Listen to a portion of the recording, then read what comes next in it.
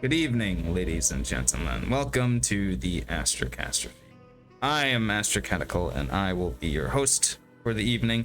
And tonight, we have finally got our hands on Alone in the Dark. This is a reboot of the series, more or less. It is definitely a step up from the 2008 Alone in the Dark, where you play as Edward Carnaby in New York City, going through a national park. I am so more thrilled and excited for this latest installment to the series, which seems to have stepped it up just a bit. If I could say anything more, less. Very excited for this. The reviews have come pouring in. They've said this game is not too shabby. So without further ado, let's jump right into it. This is Alone in the Dark 2024.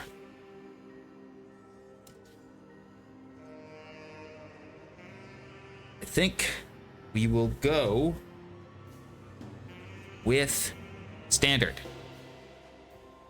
And I hear no objections to that. So standard it is. Difficulty. Guidance. Do I look like I need guidance? I'm going to go old school. The previous. That was just me tinkering around.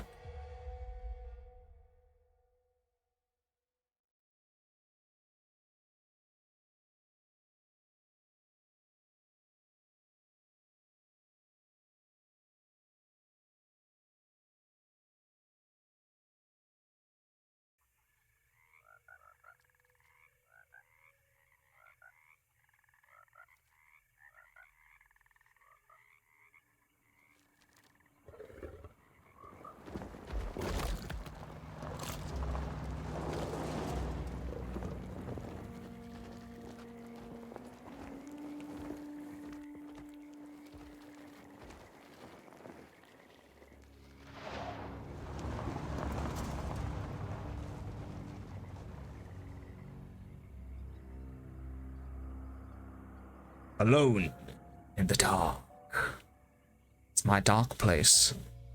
Welcome to my dark place. What's wrong with him? He's possessed. As in the devil? Something like that. He says a dark man is following him, watching him at all times. What do you make of it? It's nonsense, of course. But I'd be lying if I said it didn't bother me. You see, it runs in my family. Ah, the family curse. Possession. No, detective. Deteriorating melancholy. Deteriorating melancholy. Every member of the Hartwood family is driven mad before they grow old. What? But Jeremy didn't kill himself. Is that why he's at your setup? Despite being convinced that he is truly possessed, he decided to put his last chips on Dr. Gray and his psychoanalysis, figuring he might stumble upon some cure. A cure. You mentioned a letter. I received a disturbing letter from Jeremy accusing the staff and all the other patients of being involved in some cult. And now they are also out to get him. Could it be real? Or is it all just in his head? It's a story he tells himself, Mr. Carnby. Anything to avoid the truth. Which is? That we're all terribly insignificant. That people mean so very little to one another. That there is no one out to get Jeremy Hartwood because he isn't worth getting. Here we are. Sounds like a direct quote from Lovecraft. We are all terribly insignificant.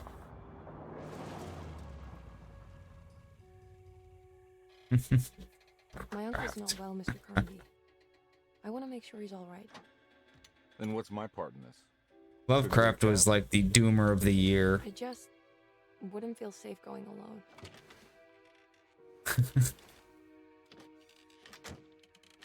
He was like the uber mensch of doomers. Did you bring a gun? Yeah. You think it'll actually come to that? No.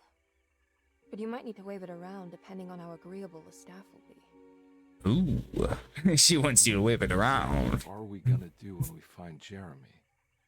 I don't know. Let's just find him first.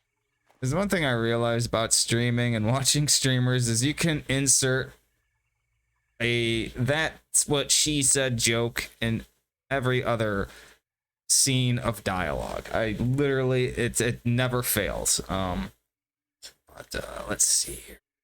Just get a little more adjusted. Time to show you my hideous face.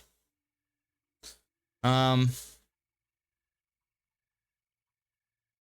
gonna play as Edward Carnaby. You know, I've never watched Stranger Things. I probably should.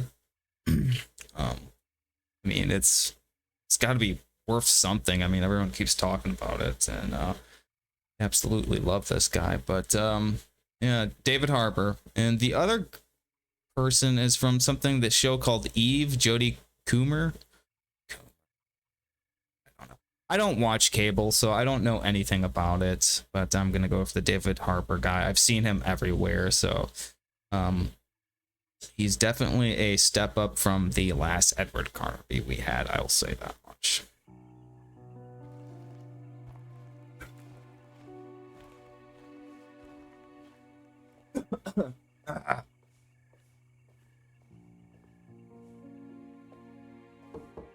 Hello?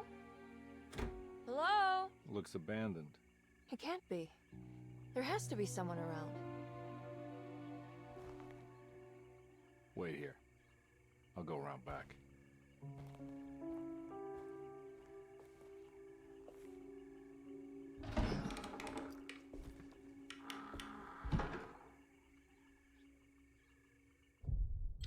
Chapter 1.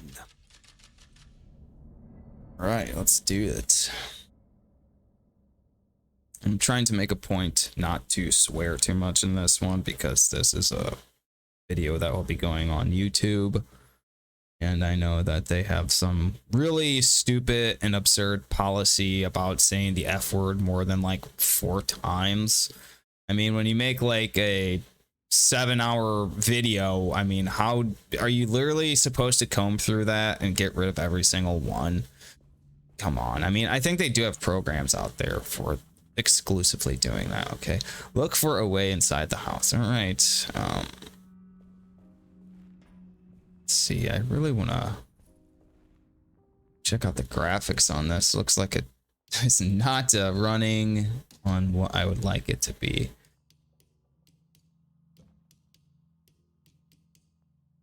Video. Okay. Epic, epic, epic, epic, epic, epic, epic, epic, epic, epic, epic, epic, epic, epic, epic, epic. Are you serious? This is all on Epic? Oh, cinematic. There we go. Cinematic, cinematic, cinematic, cinematic.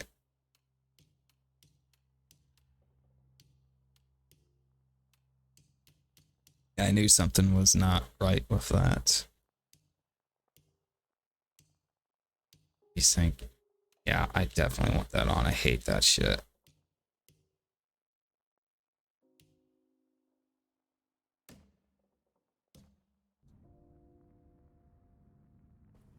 Didn't make too much of a dramatic difference, but it's better, I guess.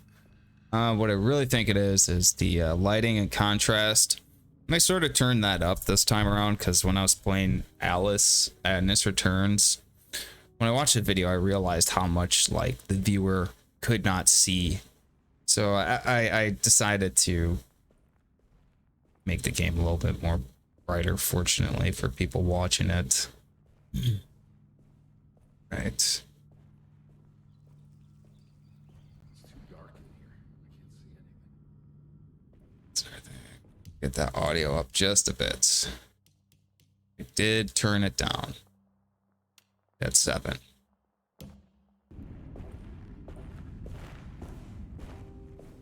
Let's see if we can find a flashlight. Do I have one in my inventory? Decetro, the old plantation building, was ready to fall, but kept alive by some starry-eyed carpetbagger called Dr. Gray. Seeing how the staff couldn't even be bothered with answering the door, Detective Carnaby figured they would just head inside and grab Jeremy. He just needed to open the front door for Emily first, so she could talk to her uncle.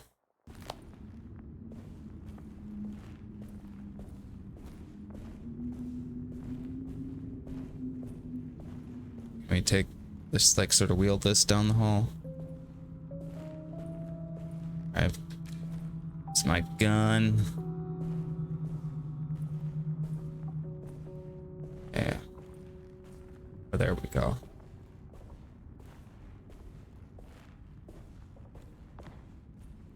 Now what do we got here?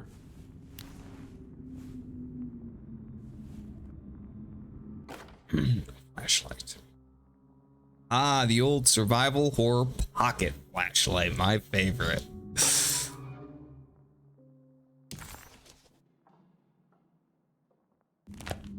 Yeah.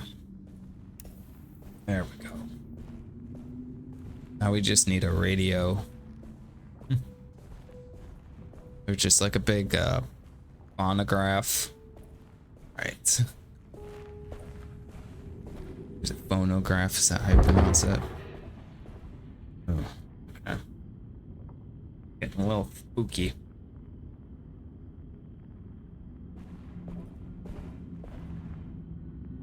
Kitchen garden key.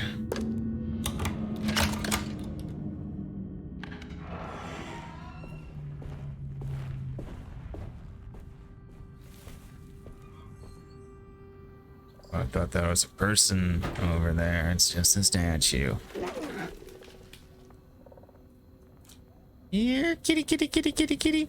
Here, kitty, kitty, kitty, kitty, kitty.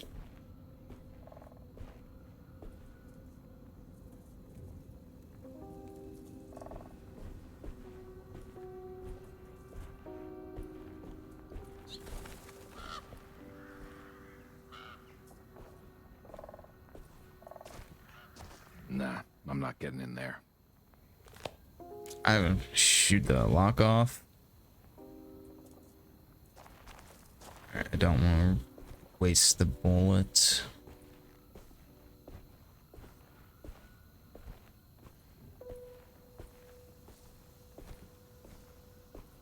Something back here.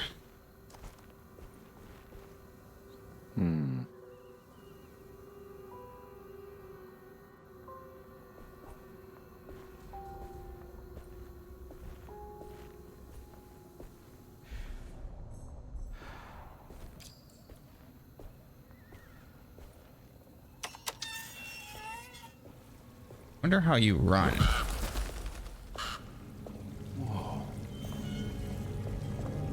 That's one big tree that runs like a conservatory. Ah, the old manna tree. I haven't seen one of these since 1993.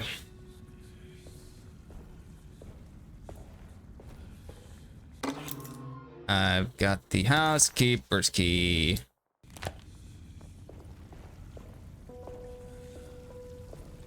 Okay, it's really okay. Oh, that's high run. I hate that.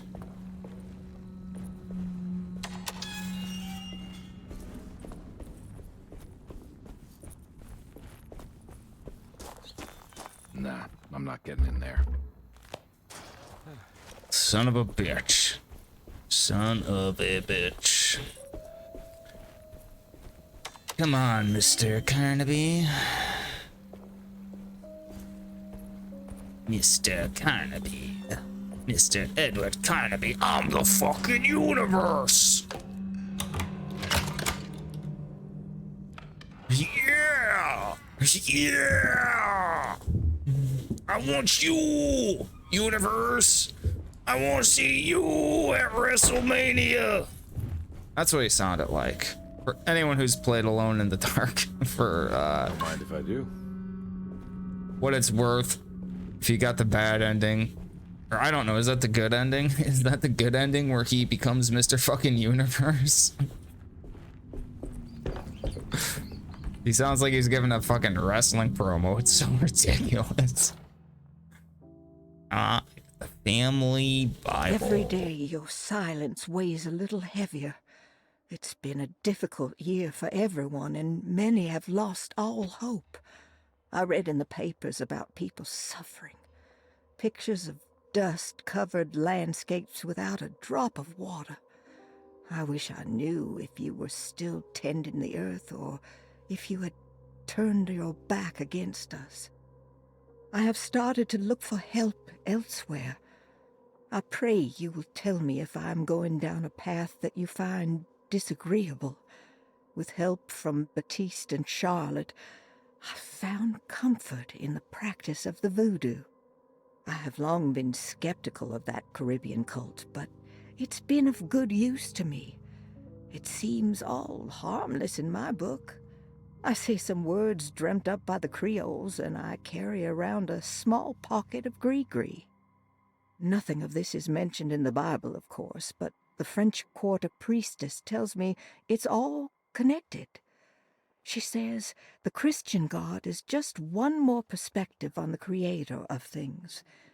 That's what I like to think, but the other way around, that the spirits of her faith are just aspects of you, our Heavenly Father. I am so grateful for the words you gave Mr. Hartwood. We will sing your praises at St. John's Eve.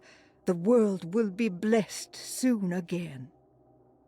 Only the sacrifices of the Old Testament compare to your demands. Let it be the truth. A mother of earth, wood, and dirt. A mother of 1,000 young. Sacred sand, $1. Black cat oil, $1.50. Devil shoestrings, a quarter. That makes $2.75, madame. What was that you were telling the doctor? A goat without horns. What does that mean? Ah, you must have misheard me, madame. I said no such thing. Please, I know I don't look like any of you, but I'm devout. I'm ready to do what it takes. Do not be so eager to sacrifice the few things you have left, madame. Now please, leave my store. A goat without horns.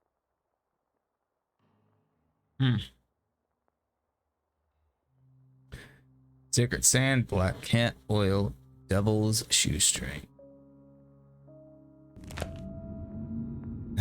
Of all places to find that, the family Bible. Pistol bullets.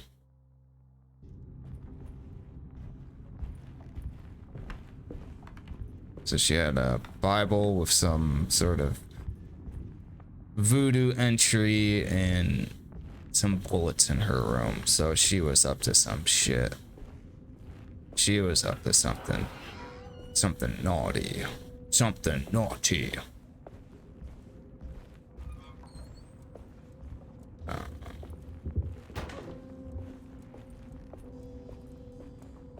We got cooking on the stew here. It's like some chili. It's chili time.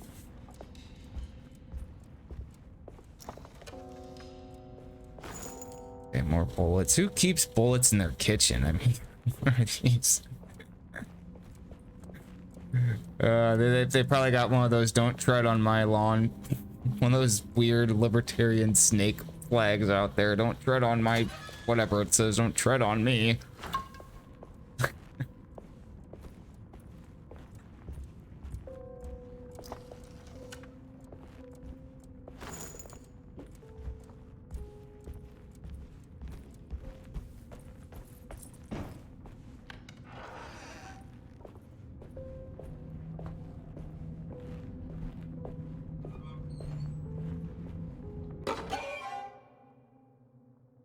We'll no more. Rat and vermin killer.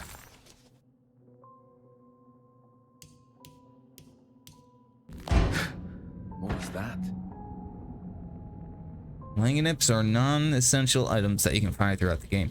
Completing sets will uncover forbidden knowledge and sometimes even more. Langapines carry over from game to game. Some sets can't even be completed without playing both Garnaby's and Emily's campaign. I don't know if I'm pronouncing those correctly. Probably not.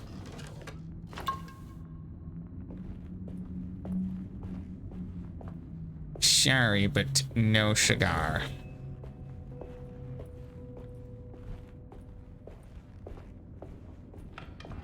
Let's go. It's like a fucking football player, a linebacker here. Some chili. Have yourself a big pot of chili.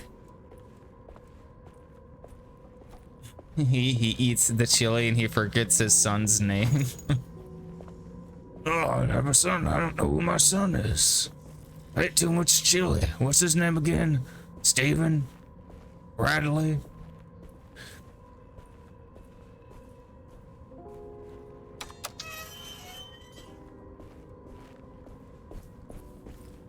Chili time.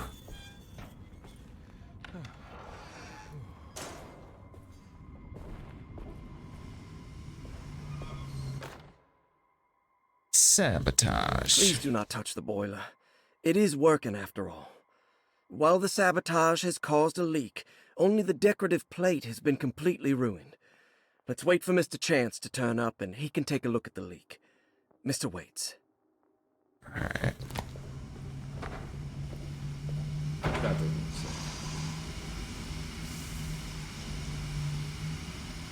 sense. Broken valve. Back.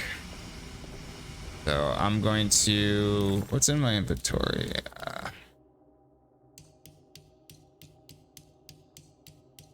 Oh yeah, so these are like... Laganips. Pointless items. Pointless shit.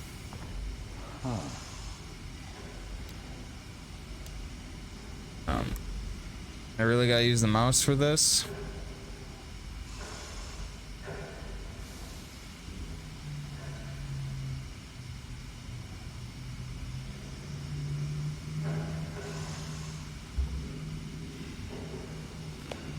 Alright, I'm not fucking around with that. I don't have whatever it is I need, I think.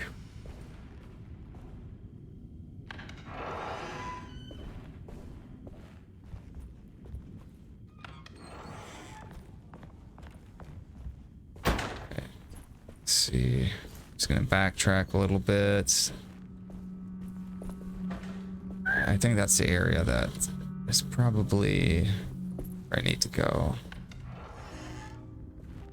Alright, it's down there. So we're just gonna check up here.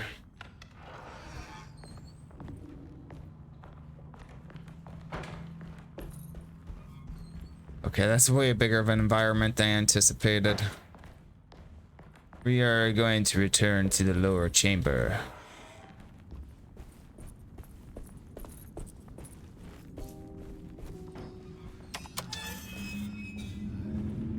See what awaits us.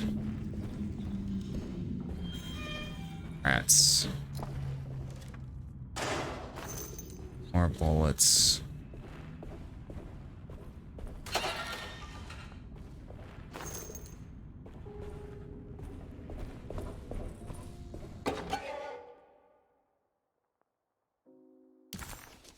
All right.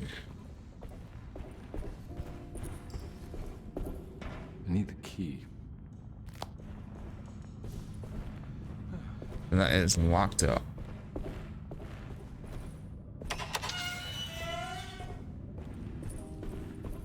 And we are going to go to the second level.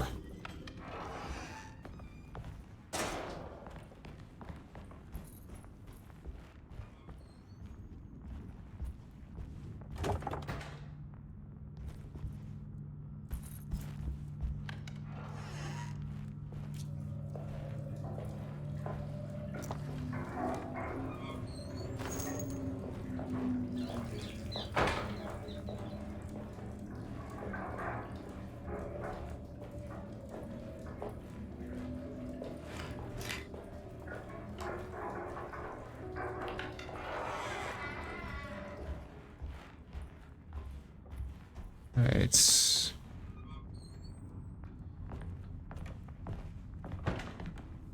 a map. Okay, this is the orderly first floor.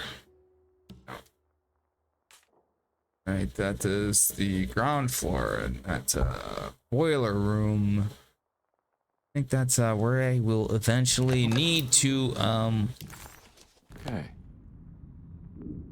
find that valve.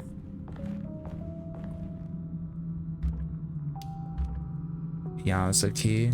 Alright, that's not gonna do me any good. I'm sorry, but no.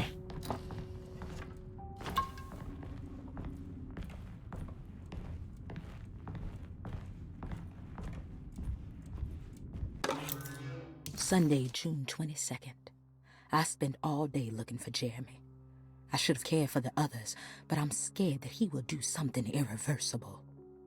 Cassandra is upset that I didn't give her the latest shipment of pain medication that Waits brought from the post office yesterday. I would have given it to her, but the company didn't send a new key this time around, so the box is just sitting there on my desk. They must have figured we had plenty of their gimmicky keys by now. I only remember seeing one lately. Grace was playing with it inside the grand parlor. Unless it turns up by itself, it will have to wait. I have to figure out where Jeremy is. I think Jack knew something. That dog of his found a strange rot permeating the house. She's showing us, he said. Like those blots and streaks of fetid rot was talking to him.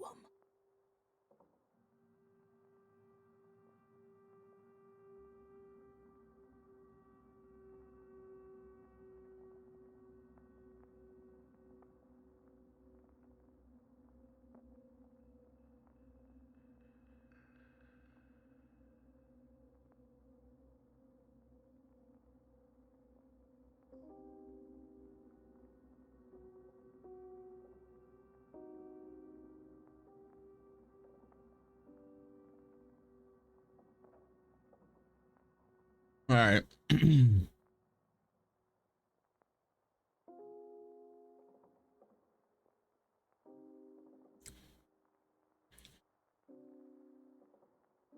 So Grace was playing with the pain medication. Is that what this says?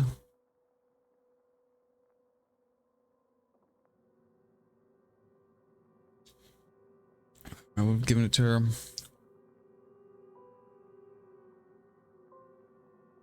Oh, the box with the key. Okay, so I guess I go to the grand parlor.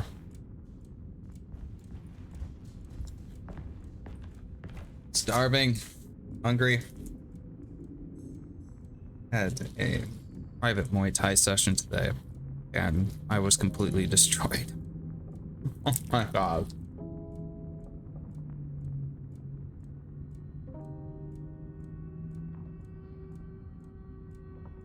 All I can say is it was the hardest session I ever had, and I'm so fucking glad it's over. So fucking glad it's over. That shit will push your body to its fucking limit.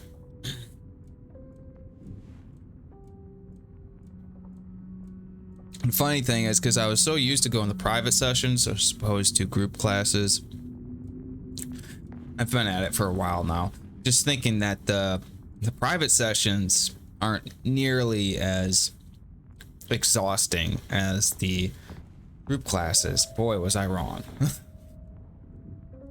I think he was punishing me, to be honest. I think he was punishing me for something I did to piss him off. So, let's check the map. Okay, the grand parlor. Well, there's the small parlor. Okay,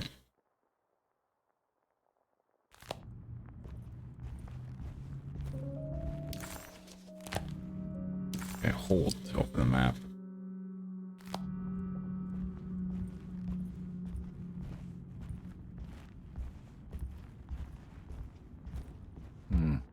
I need the key. Great. There we go.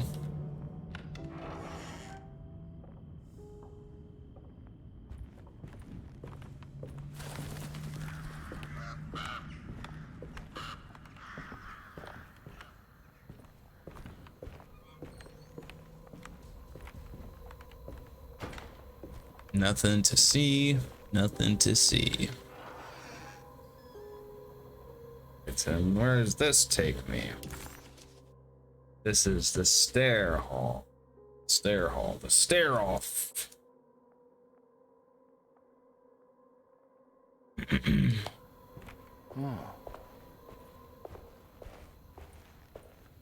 We got us a grizzly.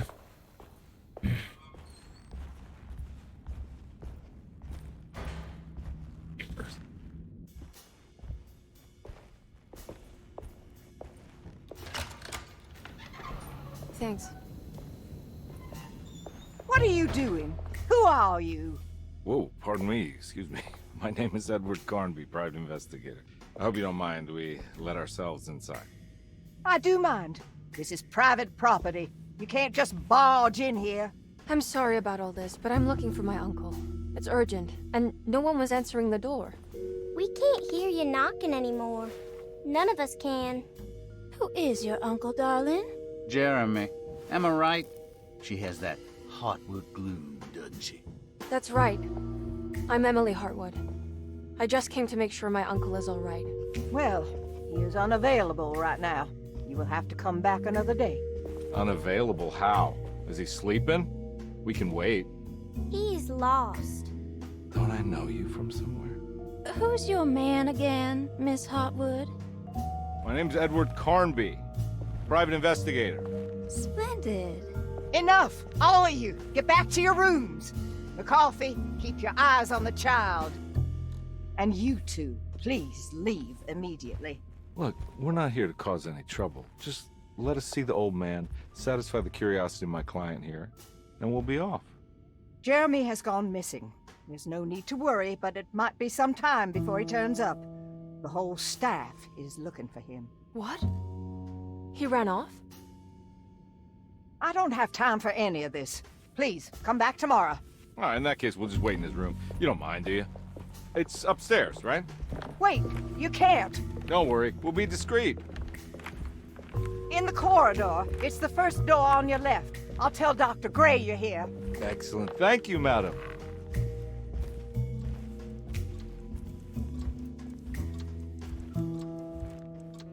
Oh, this is an insane asylum. It looks more like a resort.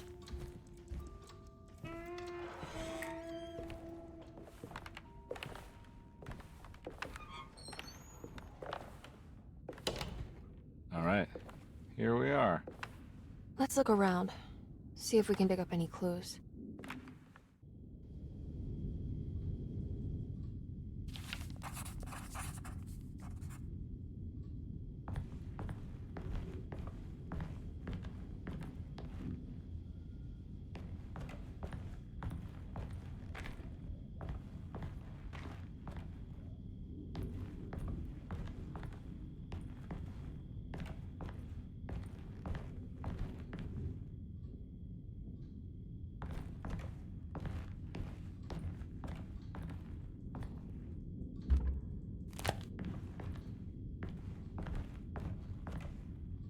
We have here the commonplace book. This is a clue. Every night the dark man stands opaque at the threshold of my room, counting the days until my spirit spills out of my tired shape.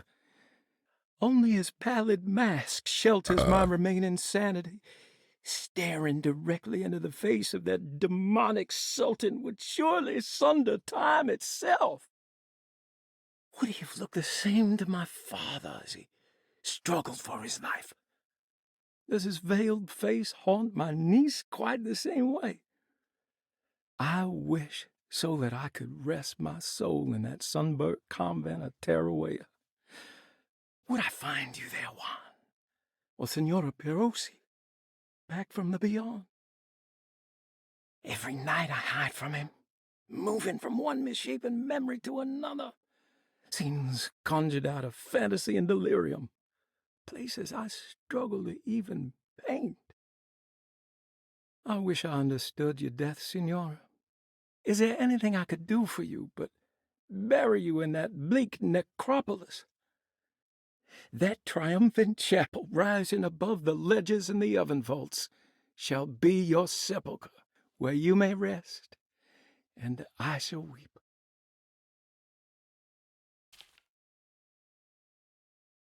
How did you first come to understand such things, Senora? How did you know that the battered boil in the basement would lead me to Lafayette Cemetery? Or how the old upstairs clock, with its astronomical motifs, would take me to that hateful mound outside of Claremont Harbor? Those are my memories, my past. Is there perhaps a chance, if ever so small, for me to see Tarawaya? Oh, I want that more than anything. Please, let my talisman take me there. Let me sit with Juan under his Bodhi tree. Despite having sold me that talisman, Miss Jackson, the voodoo priestess, revealed none of her secrets to me. That's why I had to travel to Tonka. Instead, she cruelly told Baptiste, my caretaker, that he would be betrayed and killed in the most awful way, that the one he loved would pierce his thigh with a sharp spear, and that he would be devoured by his own mother. What a terrible thing to say. How did you first... The people of Deseto are becoming dangerous. They do not understand what they are doing. I must do something to stop them. I tried talking to Dr. Gray, but he confuses my worries. He's caught up in treating me. How can he expect evil to be cured with medicine and conversation? The orderlies, the housekeeper, and the patients are all deranged. They will call upon evil to enter this world. All will be lost. Everything. Unless I can find the clerk, Mr. Waite. He seems to be a clear-thinking man. Maybe Beauregard. The dark man offered me a prison, and I accepted. I signed that miscarried contract and entered the dark pact. Everyone is safe, except for me.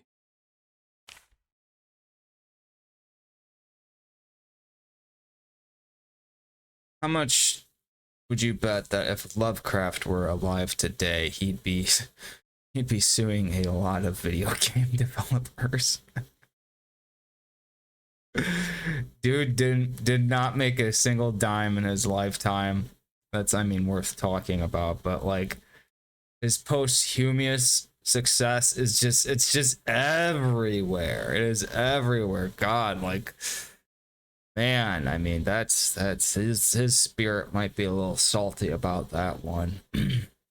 Trying to think just how different the world and how different and boring the world of horror would have been if he had never made the effort to change it, because that's literally what he did. We'd still be stuck on like Edgar Allan Poe sort of horror if Lovecraft never came around. Poor guy. I guess I guess there was a reason why he was such a doomer. I mean, if he were alive today, he would be worth millions of dollars. Millions of dollars. All of this influence just spread across the multiple industries, horror, literature, movies. He is just all over the place, and he would be fucking loaded. But during his life, he made zilch. Alright, I got the painted tile. Finally, the painted tile. I'm painting wooden tile. The motif suggests this being part of a larger picture.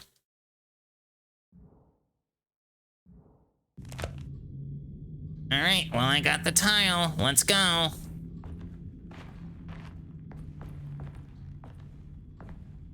I found a book full of peculiar notes. Have you heard of something called Tarawaya? No. What's that? I might be reading too much into this, but I think it's the place he wants to go to. Oh, okay. Sounds like a clue. Your mom knows Tarawaya.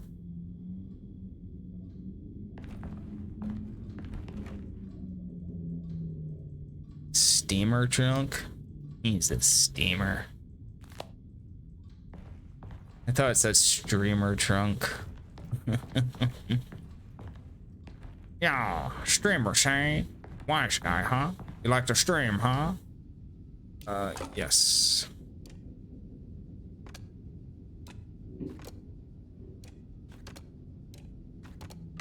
Oh, that was pretty simple.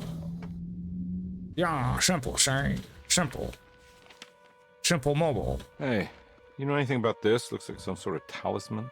No, I don't. Oh, help me out here, will you? Oh, yeah. She needs a big, strong man. I would kill the guy to throw some of this stuff out. I'd be crazy too if I had this much junk lying around. Talking shit about her uncle.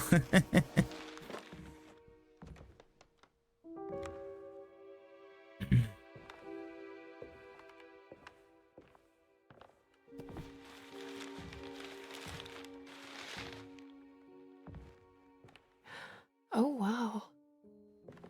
That's striking. What the I hell? want to save this one. I'm gonna hang it up in my fireplace.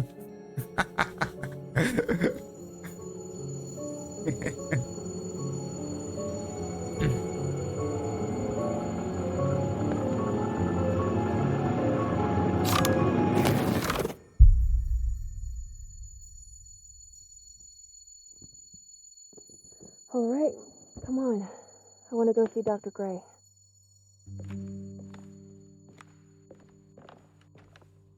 Come on, let's go.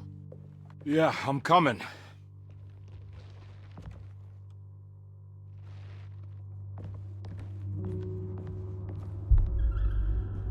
Miss Hartwood.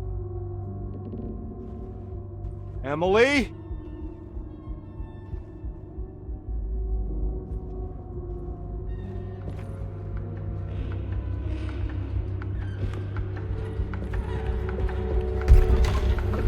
What the hell is going on? Where am I? New Orleans.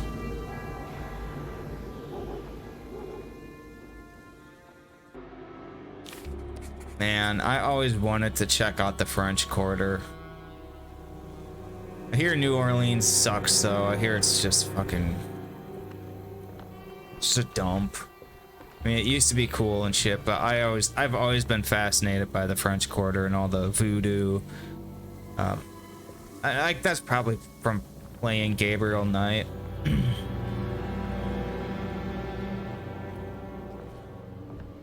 I love the Gabriel Knight series.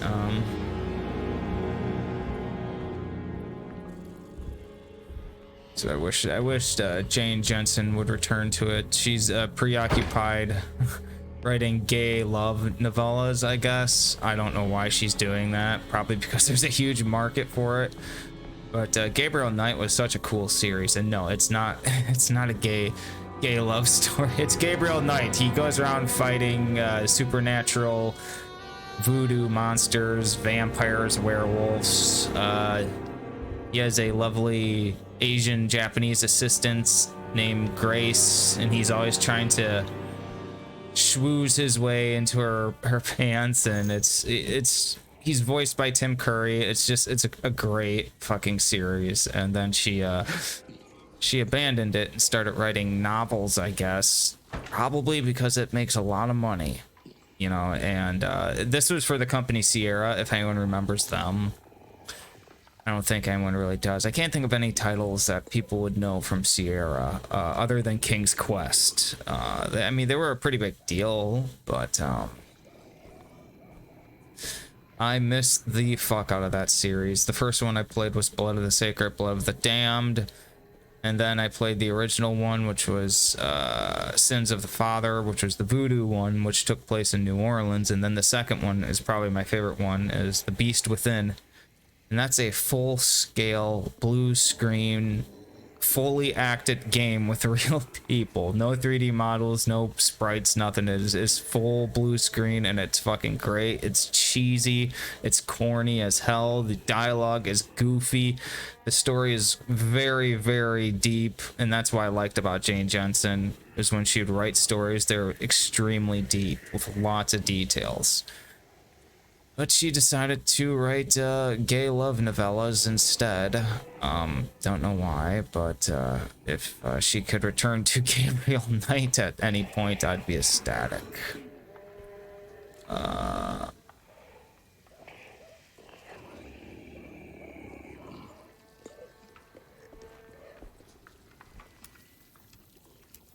It's a flashlight. Ah! Fuck. Yeah.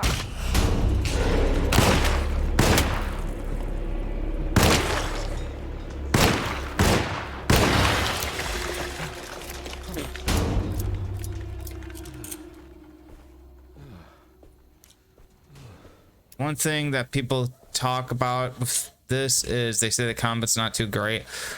I mean, doesn't seem too bad.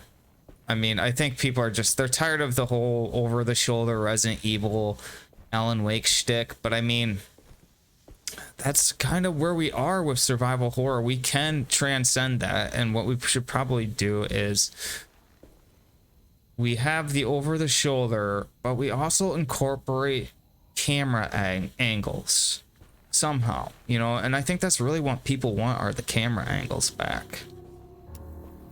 Because other than that, we have this huge market that was created by PT, and so developers are just making walking sim after walking sim. So when they make a game like this and it's over the shoulder combat, that's a breath of fresh air for me, because the market is saturated with walking sims.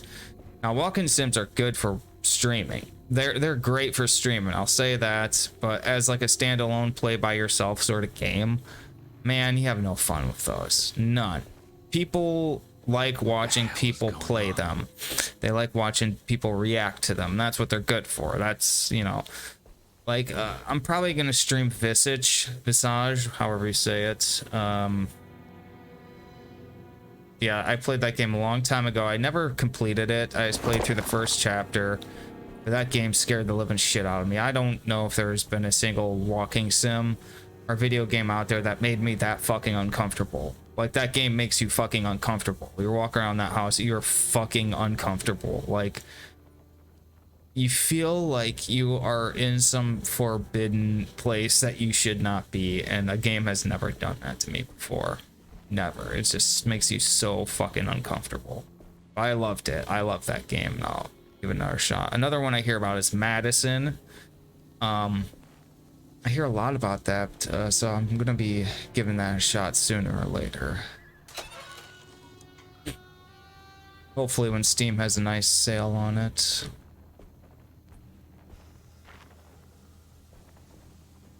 Okay. Oh, shut up. Shut up.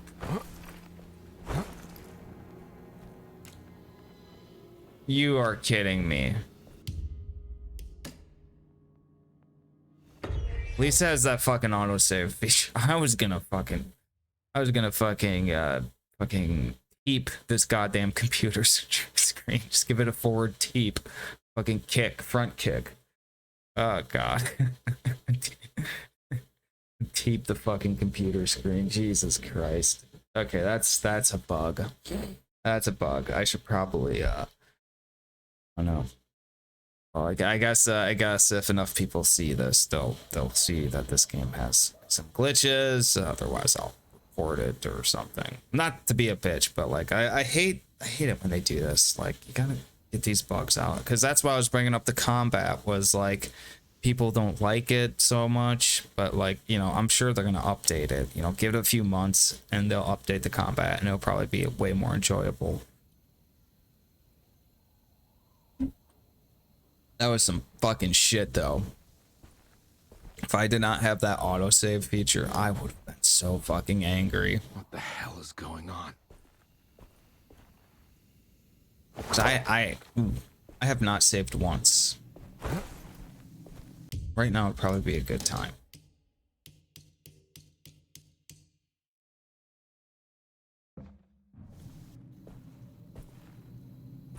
Alright, let's see if it happens again. That is some shit. Oh, okay. Oh, I thought they had something you pick up over here. That's why I got stuck. I think what he did was he stepped over that crate right there. And it got him caught in some sort of mapping error. That was some shit. That was some fucking shit. That's a pretty big deal to me. Like, I've seen so many bugs, like in Cyberpunk, like, dude was smoking his cigarette in a cutscene and then he moved his hand away and his cigarette was just like floating there. Yeah, a little annoying, but like something like this where you're playing the game and you get stuck and you can't get out of it and you haven't saved or anything, that's the sort of bug that makes you want to fucking complain. Like makes you want to say something to the developer, because that is the kind of bug that pisses you off. But like the autosave feature, honestly saved me, so I'm not too salty about it, but still. Johnny the Conqueror.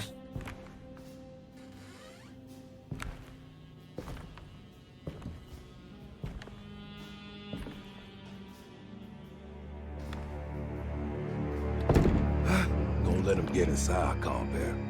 They're not the good kind.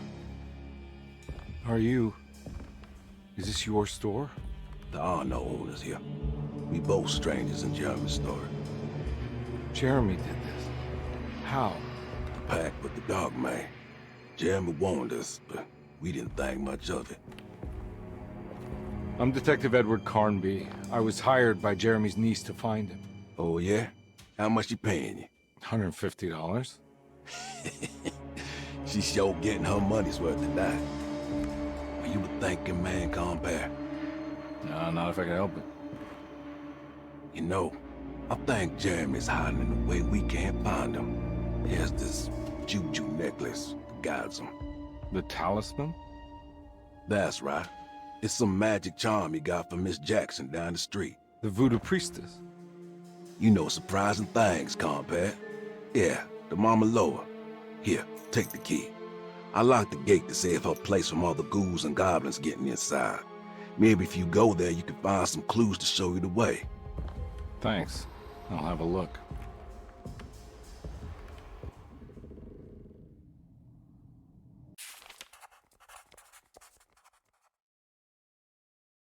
Ghouls and goblins. You should have said ghost and goblins for the novel reference. There are 3 keys on the chain. One that opens up to Miss Jackson's place in the French Quarter. Then there are 2 belonging to Decetro. One for the clerk's office and one for the library.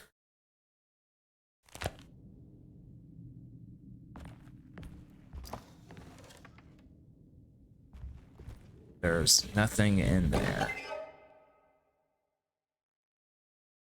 Snake. Oh, a goat without horns. Those are goat horns.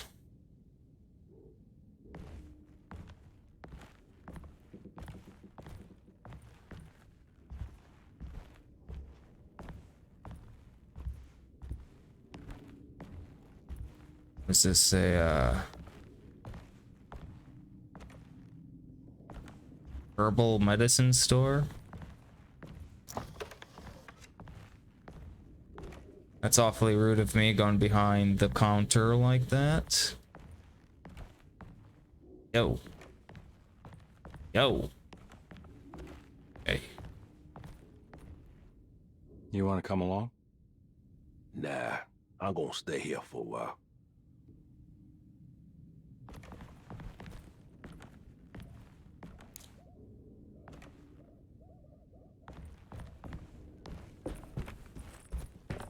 Yeah, it is totally a breath of fresh air to play. You know, like, I get it. I understand. People, I think what's really going on is people are just getting worn out by the over-shoulder shooting. I really think that's what it is. And, like, again, I said my solution to that is incorporating camera angles. And trying to blend it with over-the-shoulder shooting. There are ways to make the game more cinematic, I guess. But I think that that's what it is. It's getting to the point to where people want developers to change up the formula, because I don't think this is. I have to dive a little bit deeper into the combat with this game to see if it's if it's really that milk toast as everyone's saying it is. But I mean, the other solution is I don't think we can ever really get tired of first-person shooters. I don't think that will ever grow old on people. Over the shoulder shooting, I think it may over time. I mean, it began with Resident Evil 4. It may have begun a little bit earlier with a different title, I'm not sure. But Resident Evil 4 is the game that definitely set the over-shoulder shooting into motion. And so that was like 20 years ago. I think something like that. Yeah, almost 15 years ago, I'm not sure. But either way, I don't think people will ever tire of traditional FPS style gameplay. So what I am seeing is there are more horror games coming out that have a first-person shooter approach to it, and I think that's the direction a lot of developers need to head for at this time, especially the indie ones, because I just think people are getting tired of over-the-shoulder shooting. They're tired of it. I think that's really what's going on. But the sort of Resident Evil 7, Ethan Winters, Resident Evil 8 sort of style of combat and first-person horror, that is something I think is pretty much unstoppable where it stands. But you have to do it correctly. You have to do it like Resident Evil 7 did. You have to do it like Resident Evil 8 did. That's how you need to do it, and that's where developers should be focusing all of their time and energy on. The over-the-shoulder shooting is getting, you know, it's beginning to get dated. It's you know, it's still effective, but people really miss the camera angles. And over the shoulder shooting, I think one of the things I hear so often is, like, in a horror game, when you can see the bad guy, like I can right now, I can see the monster all the way down there. It's not scary. That's the problem. With camera angles, you can't see them. But here it is. I can see it, and it's not scary. And I think, too, even if this was like a first-person game, you could, you know, you would still be able to see the monster, but there's also, like, the field of depth where you have, you know, you have your peripheral vision sort of cut off. Whereas this, you've got more of a peripheral field. And I tell you that depth of field, there's a reason why Resident Evil 8, why people complained about Resident Evil 8 having too narrow of a field of vision, is because they did that on purpose, because it made the game scarier. So that's what I'm saying. With the first person approach, you still have plenty of opportunity to make the game scary. With the over-the-shoulder shooting, the game is not scary. I mean, I see this thing from a mile away. It's just playing the same animation over and over again. It's not scary. Still, it's the type of game I like, but I think you understand where I'm going with this. I think you full and well understand where I'm going. So why is crouch for the sneak attack?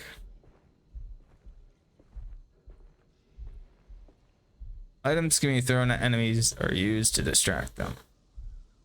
Tap RT quickly to throw the item. Hold RT to aim.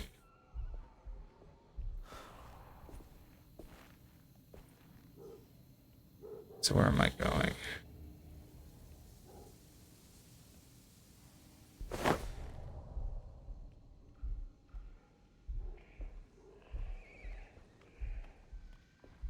That clearly didn't work.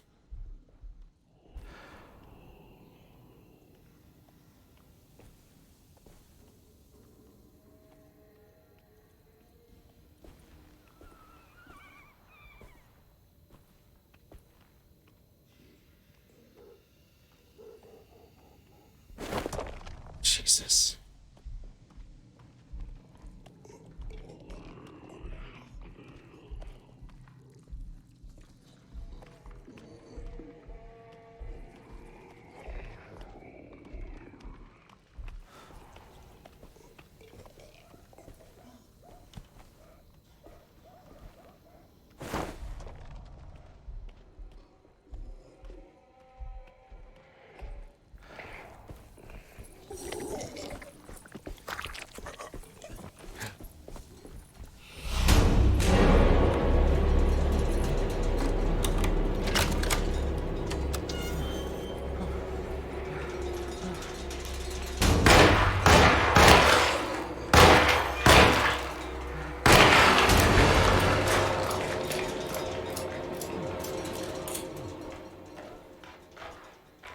Yeah, that didn't work at all.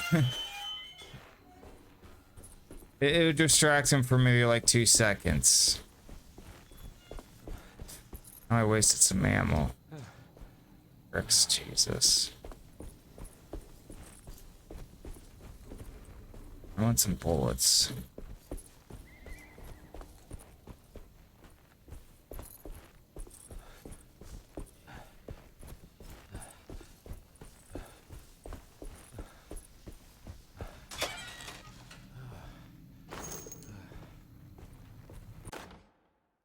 Sweet. I can't go that way.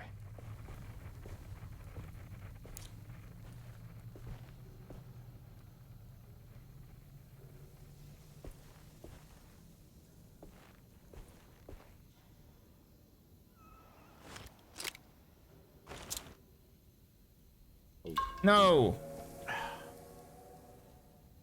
How the hell did I equip the fucking... How did I equip that?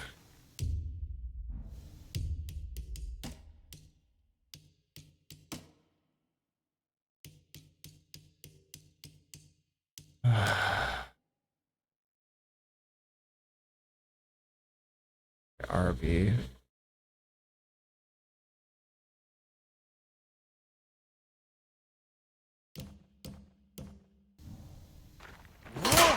Shit.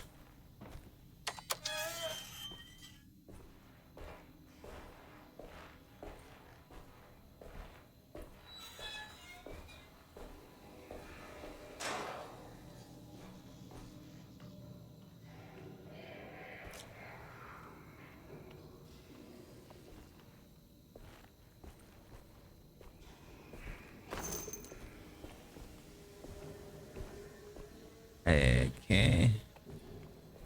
Oh. A little freaked out. I hear them coming from somewhere.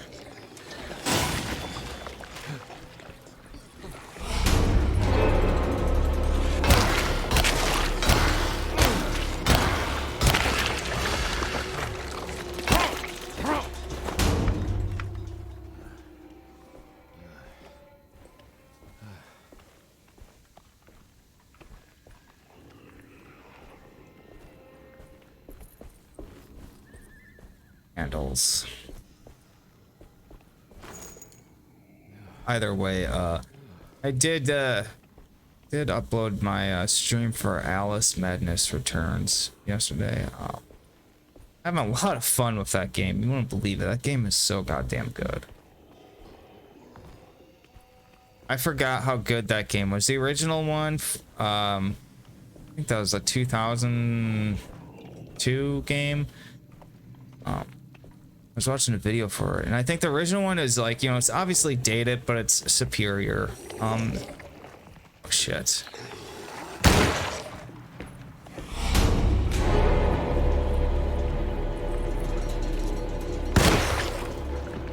My weapon broke. Yeah, it's obviously superior in my mind, even though they've brushed up the graphics, the gameplay mechanics, and everything. They've made, you know, a more modern game, but the first one did something that I don't think can ever really be achieved ever again. Either way, oh shit.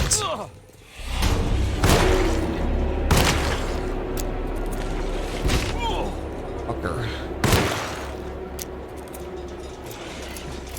Run, dude. We can't run and reload.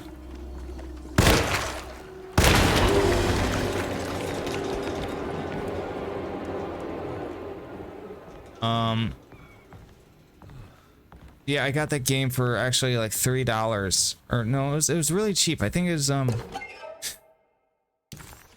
like either $3 or $2, and it was such a steal. Like, that game is so fucking cool. You know, I love the pepper grinder, how it's like a chain gun. It's so fucking cool. It's hilariously fucking cool, and it's just awesome.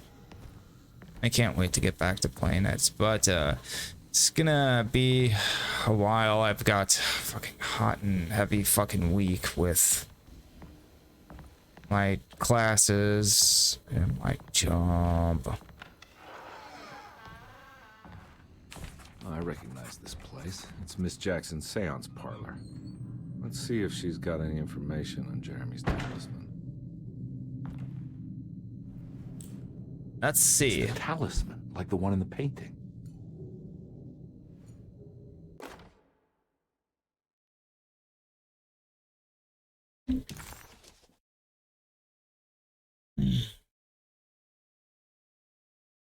An old talisman shaped over centuries. The engraving of the numbers looked to be less than 100 years old.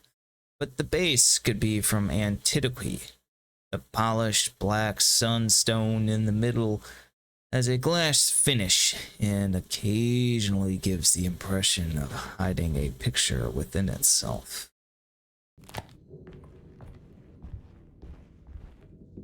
I think it's meant for the talisman.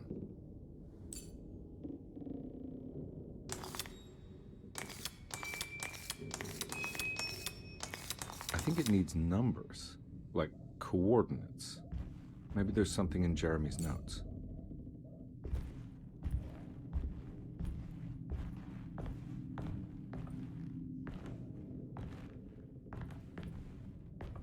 Oh, you better be fucking kidding me.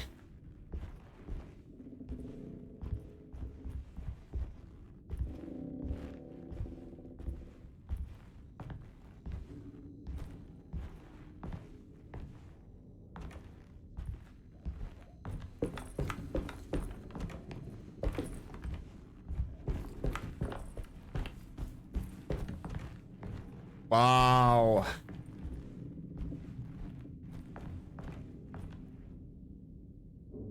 Wow. What the fuck?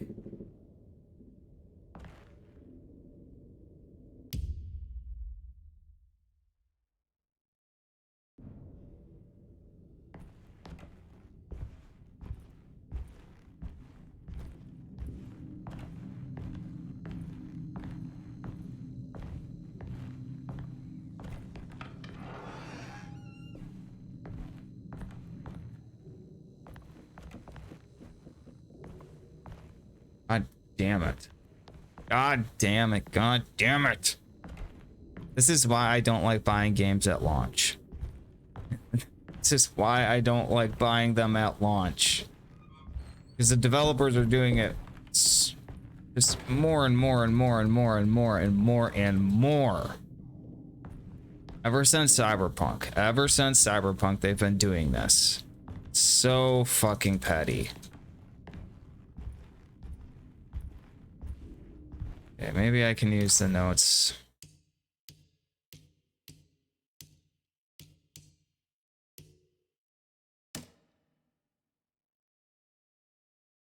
Three, 5, 8. Let's see if that'll just get us out of here. 3, 5.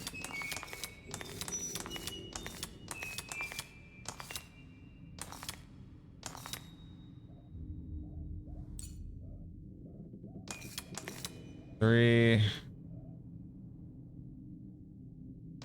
5.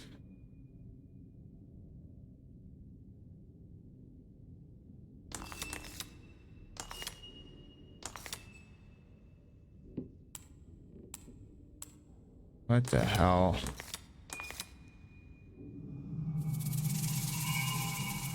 It's showing something. A place? Where is that?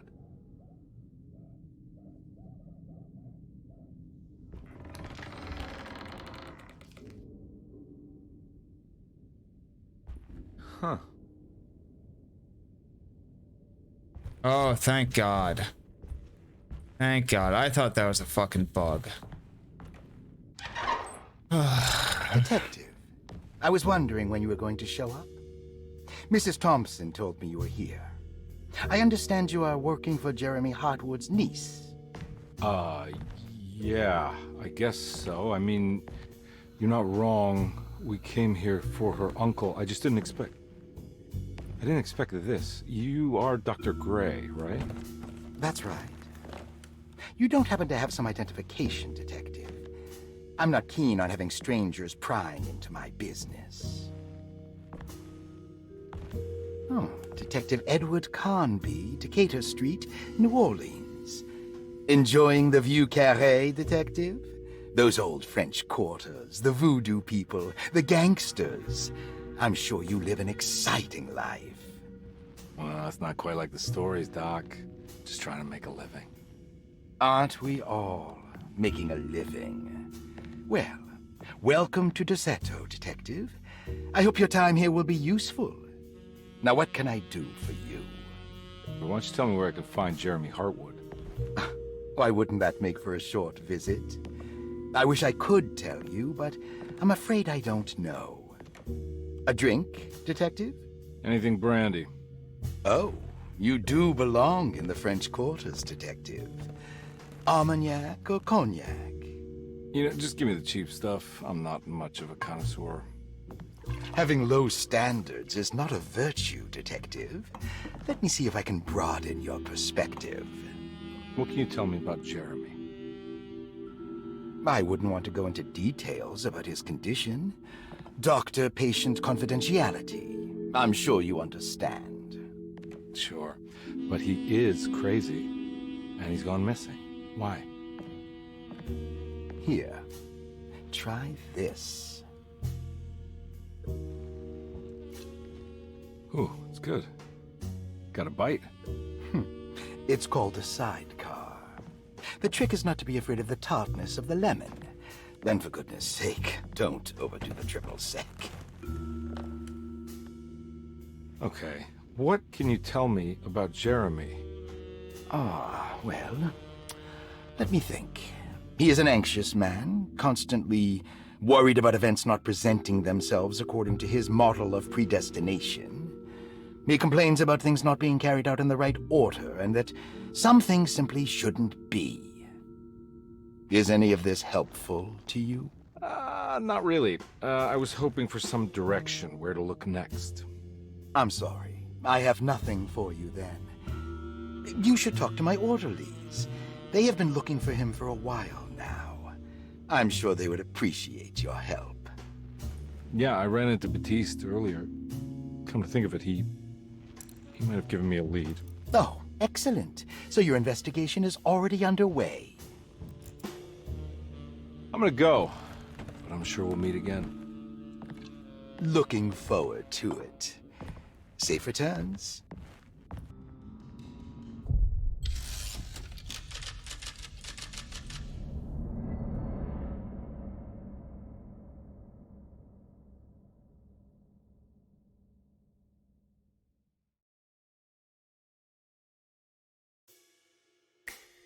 It's Dr. Gray. Totally is up to nothing.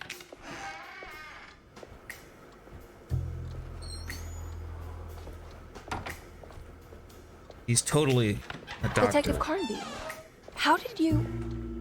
where did you go? I was just talking to Dr. Gray. You disappeared. No, it's not what you think. Have you found anything strange going on here? Yes. Everyone is being incredibly evasive and I can't figure out why. No, I mean something you can't explain. Paranormal, even. Detective, I really need you to get yourself together. I can't do this alone. Forget it. I'll figure it out. Do you want to come see Dr. Gray? No, I want to try something. With this talisman, I think I can follow Jeremy to the place he mentioned in the book. What was the name? Do you remember something Spanish? Tarawea. Yeah, that's where I need to go. Detective, are you gonna be all right? Yeah, of course. Go talk to Dr. Gray. We'll rendezvous later.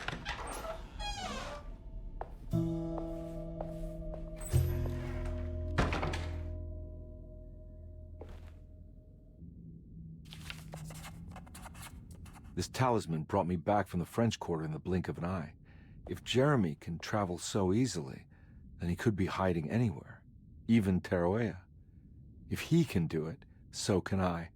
I just need to figure out how the talisman works.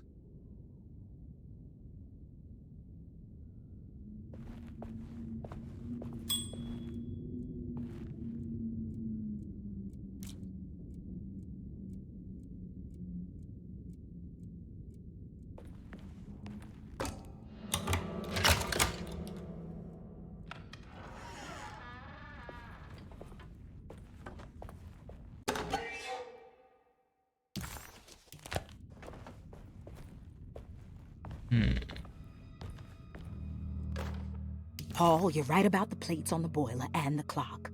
They have been sabotaged, and I think I know who did it. They have something to do with Jeremy's episodes and how he seems to disappear at night. Right now, it's important that you keep an eye out for any of the pieces. I want to find out if I can repair the plates. Let me know if you find any of them. Lottie.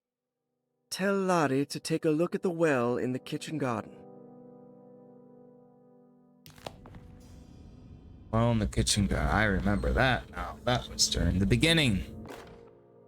Dr. Elmore Lee Gray is DeSeto's chief doctor. Accounting and all administrative work is handled by me, Paul Waits. Magdalena Thompson, or Mags, is responsible for the household.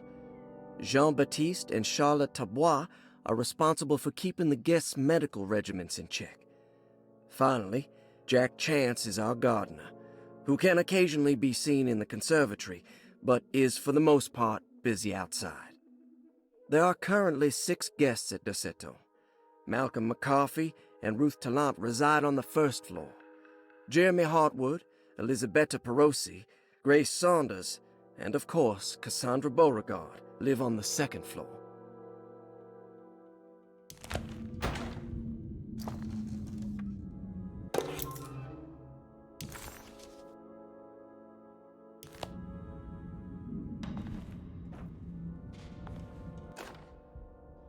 Saw your notice in the boiler room.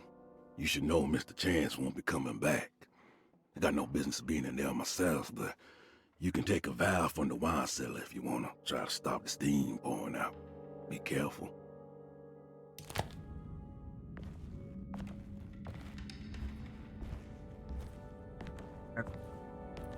Be very careful.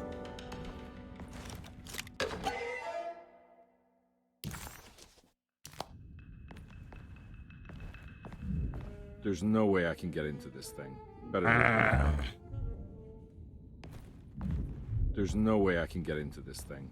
Better leave it alone.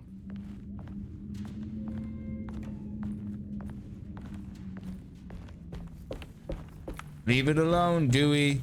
You don't want this. I need the key.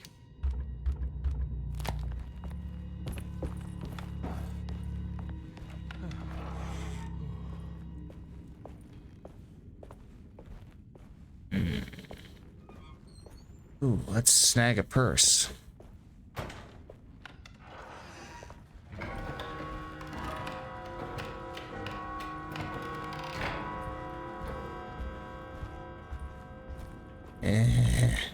I hate grizzlies. We got ourselves a grizzly. I'm not gonna walk out of this now. I need to help Emily save her uncle. Shit. Look at this. It's the fucking...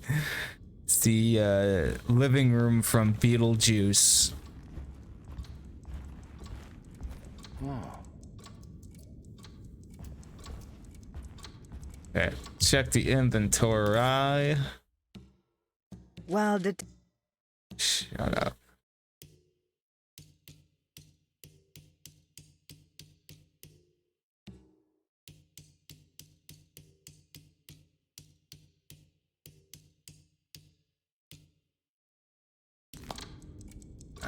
So I grabbed one of those plates for the boiler downstairs. Looks like some kind of rot. Yeah. This must be the clock that Jeremy wrote about in the commonplace book. Huh. Looks like the plate that held the talisman in the seance room. But it's broken and missing some pieces.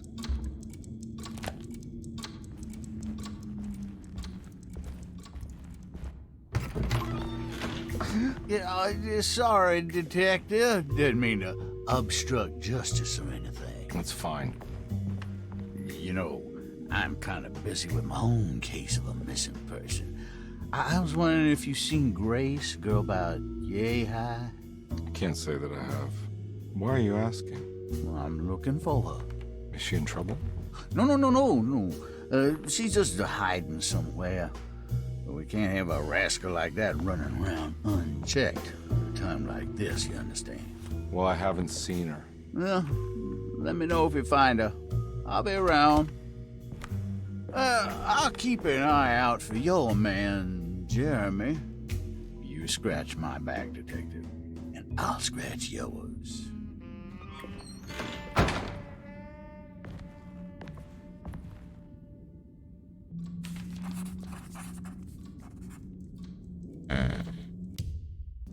McCarthy reminded Detective Conby of an old barfly he used to know. He detested him. There was no getting around it. McCarthy was going to have a hard time getting on his good side.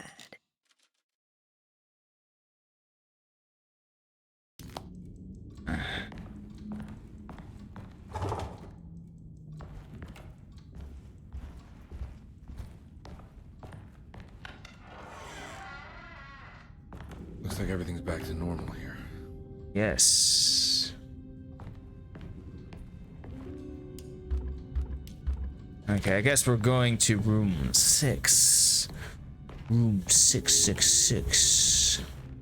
555 and I'm 666. 555 and I'm 666. 666.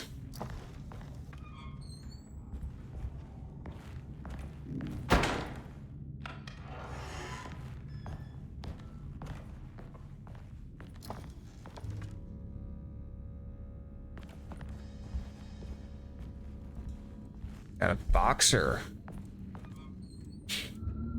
Some pretty big 16-ounce gloves for a speed bag.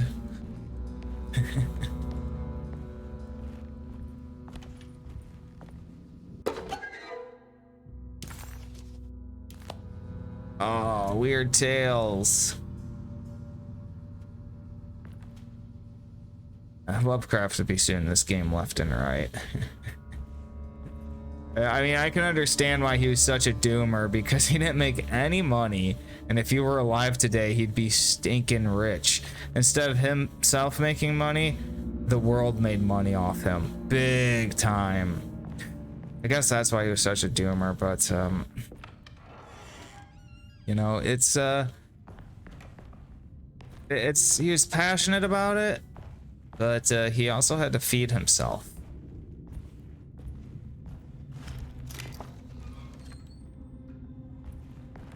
And he couldn't like work like a normal job. I guess he just couldn't handle it. Like he tried it once and it wasn't for him. Huh. How eccentric. What are these symbols? Looks like alchemy or star constellations.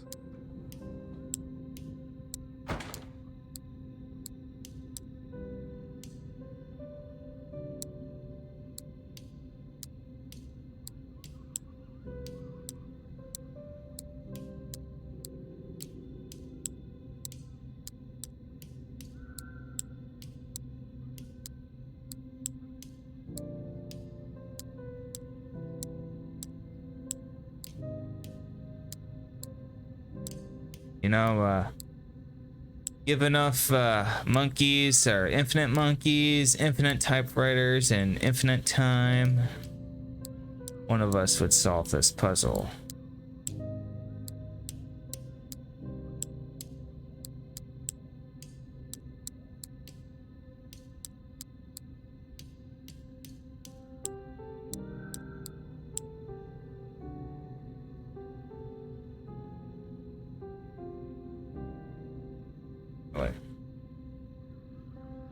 Really makes you think, at what point in the infinite monkey question, where the monkey writes Shakespeare,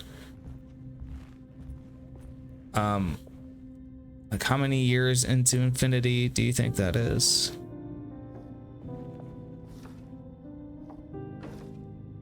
Oh, jeez Louise.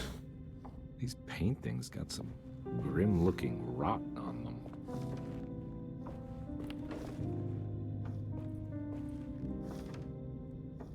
No, Mr. Carnaby, no.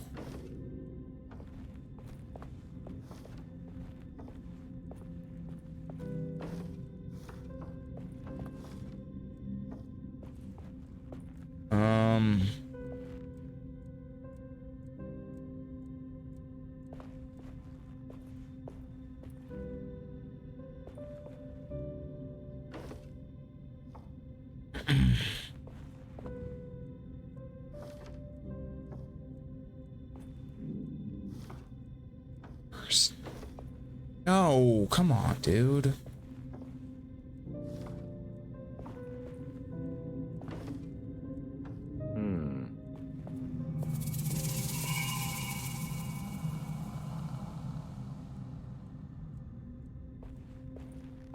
Now what?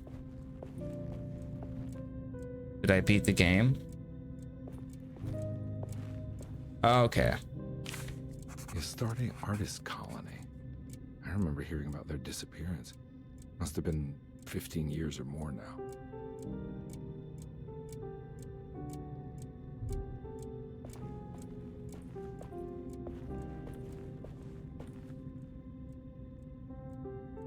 I shouldn't be drinking these things, but I had this today. Cause I saw it like a week ago, and I was gonna buy it, but I'm like, no, I can't do that.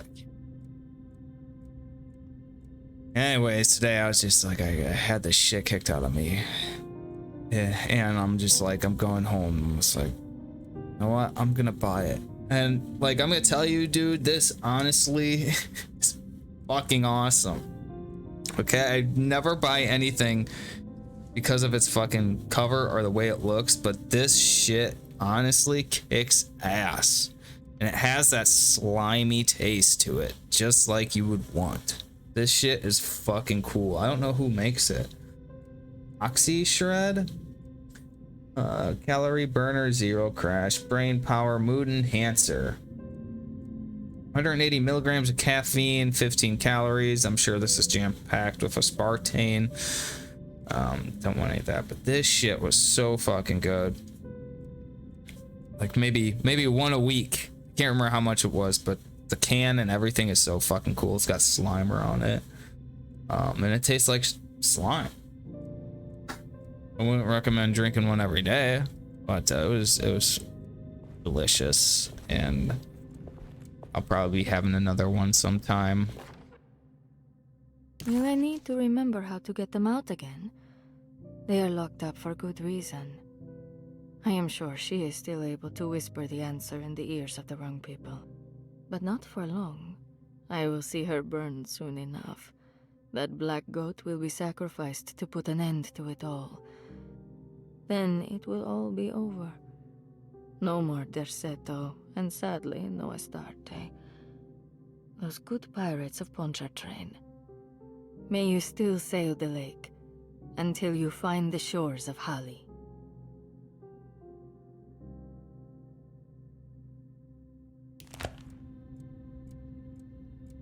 Holly, wonder what that is. What's Holly?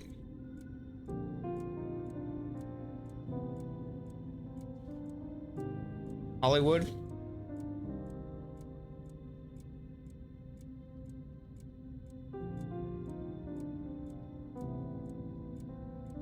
There much voodoo practice in Hollywood?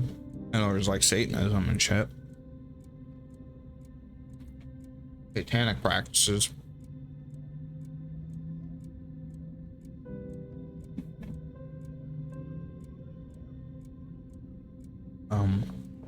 Maybe some like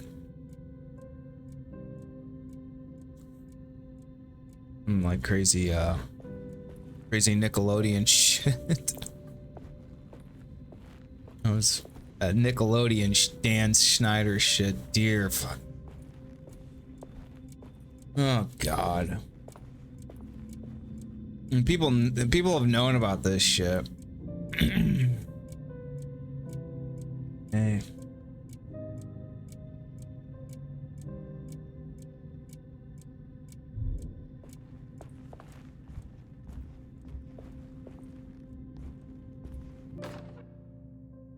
I did it! I crossed the thresholds to my intended destination without a focusing device. My talisman now knows these roads, and I have no need for the plates. I can find my way to Lafayette as easy as I find my own room. I visited the grave of my father and seen the oven waiting for me. Thank you for opening these doors. I now must summon my courage and go back to that hateful mound outside the oil rig. I hope you'll be feeling better when I return. Jeremy. All right. If I can figure this puzzle out.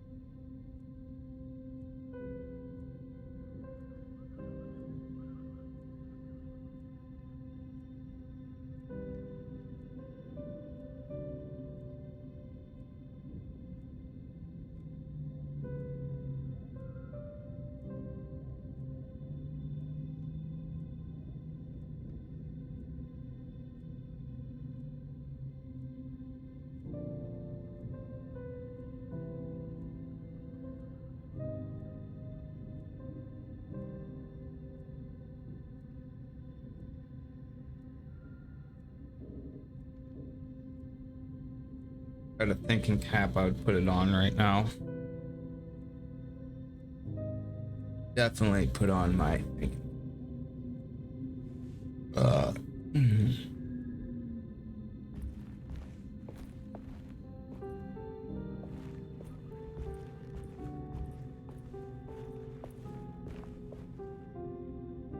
William Argus. Okay, Argus, Osig, Heath.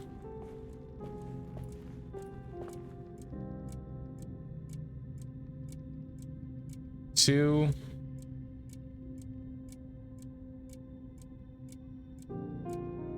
Nine. 4.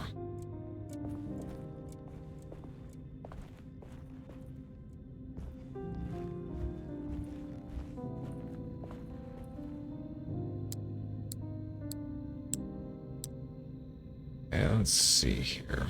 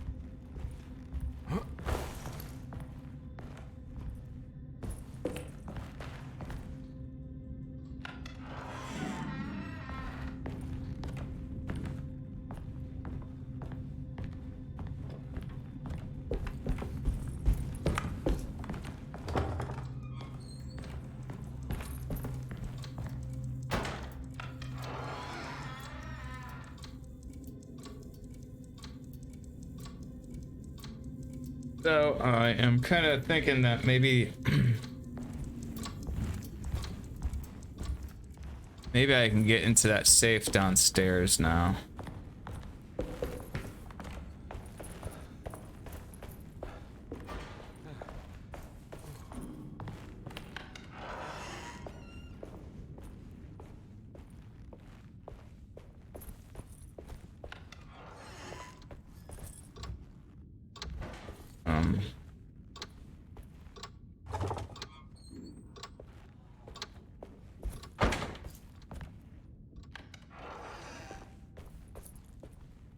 go.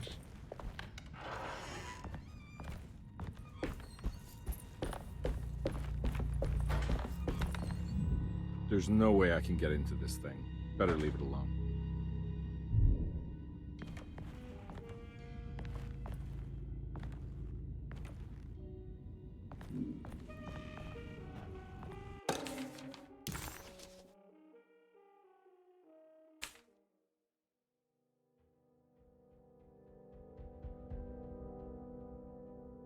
Anna Burgard. Responsible party, Frank Chardot, literary agents, Jackson Square, French Quarter. Reason for admission, Cassandra suffers from writer's block and needs to finish her moving picture script before the end of June. Ms. Chardot suggests Cassandra's heavy use of barbiturates is holding her back and risks ruining her career.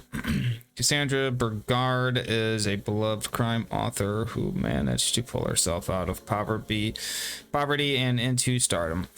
5 years ago, she tried killing herself by jumping off a balcony. The incident left her a cripple, and she now relies heavily on her wheelchair. Diagnostic impressions. Cassandra suffers chronic back pain following her suicide attempt. She self-administers morphine to keep herself ambulant, but has become addicted, and the desired effect is now lost. The drug abuse clouds her mind, and she is unable to focus on real life. To save herself from this insight, she instead makes up stories to fill out the gaps in her own thought process, resembling the Korsakoff syndrome. Treatment plan. First of all, she needs to be weaned from her drug addiction and hope it will resolve her compulsive lying. Then look into permanently numbing her pain in her back through surgery. Finally, deal with her suicidal thoughts. Date of admission, March 15th, 1930. Oh, Grace, the little bastard that we played as in the demo. Responsible party, Miss Gabrielle Saunders' mother. Address, Orleans Avenue, City Park. Reason for admission. Mother insists on strict supervision by a proper gentleman to avoid further perversion of Grace's adolescence. Okay.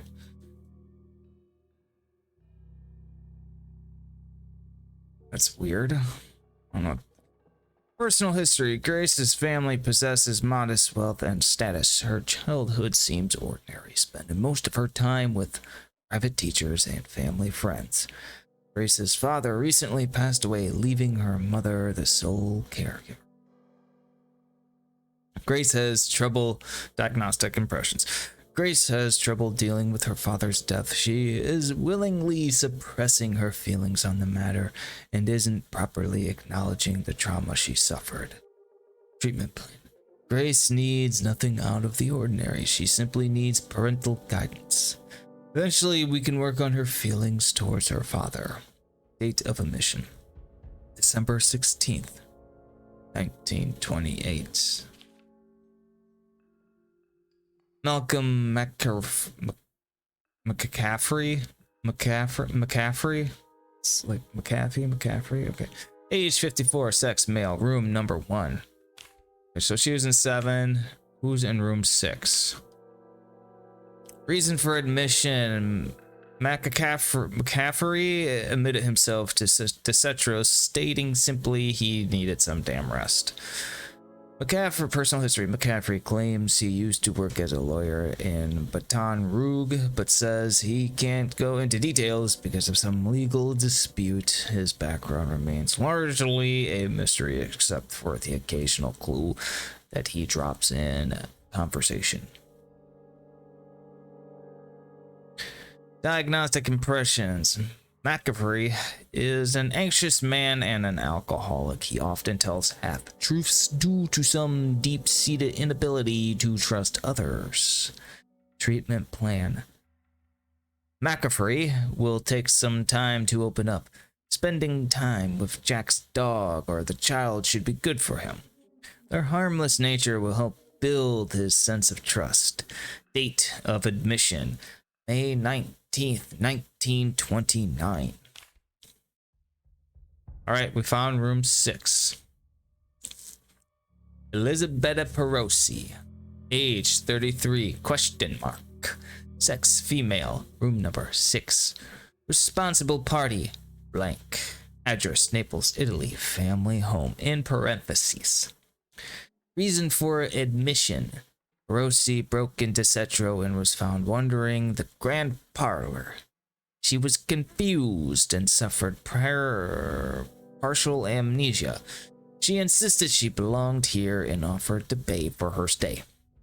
Personal history. Perosi claims to have been a member of the Our State Artist Colony some 20 years ago. A claim that seems contractual due to her young age. She looks to be and even thinks she is 33 years of age. That would make her a child at the time. It seems fair to say that Perosi's story is untrue, deliberately so or not. Diagnostic impressions. Perosi's story is peculiar because she retracted her story about the artist colony. She no longer claims to be the same person as Elisabetta Perosi. However, my staff's research has confirmed there was a Perosi at the time who was in her early 30s during the time. Treatment plan. I wanted to contact the real Perosi, but it seems the whole colony disappeared one night. September 29, 1915, during a hurricane. I will have to take it slow and figure out what this spell of impersonation could have been. Date of admission, November 21st, 1927. So maybe the clue is somewhere in here.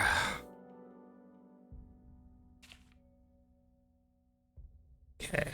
Ruth Tallant, age 29, sex female, room number 2. Responsible parties, Miss Itine Tallant, father, Mr. Address, Burgundy Street, French Quarter. Reason for admission, Ruth's father wishes that his daughter is removed from New Orleans nightlife for the foreseeable future.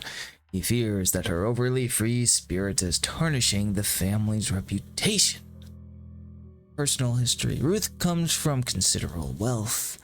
Her family owns several hotels and restaurants. Unlike the rest of the family, her sense of adventure has taken her around the world, including France during the Great War, as a photojournalist. The last decade, she has provoked many rumors of being a debauched flapper, bordering on nymphomaniac.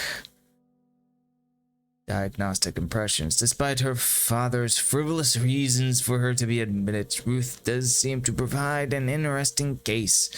She is refreshingly open and doesn't shy away from talking about her life during the war or her continuous celebration after returning back from the States. She is admittedly a sexual deviant and feels no remorse. Treatment plan. Simply staying at Decetro should do wonders for Ruth, if not, at least for her family's reputation. Ruth doesn't need to change, but with therapy I might be able to share with her some sympathy towards her family. I doubt she will settle down and become as dull as the rest of them, but at least she might try to be more discreet in the future. Date of admission, July 1st, 1928, and she is in room 2. Looks like all the patients are accounted for, except for Jeremy. Well, Jeremy and I are gonna have to have a discussion. He's hiding somewhere.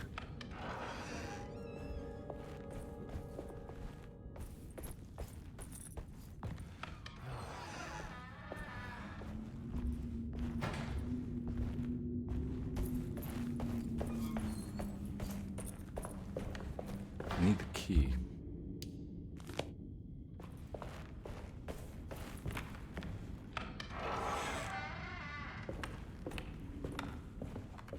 It tells me like halfway through the first 2 chapters of the game how to sprint. Doesn't tell me that in the beginning.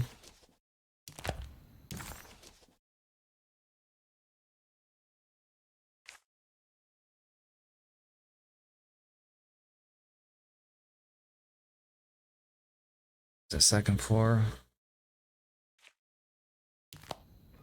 What's this?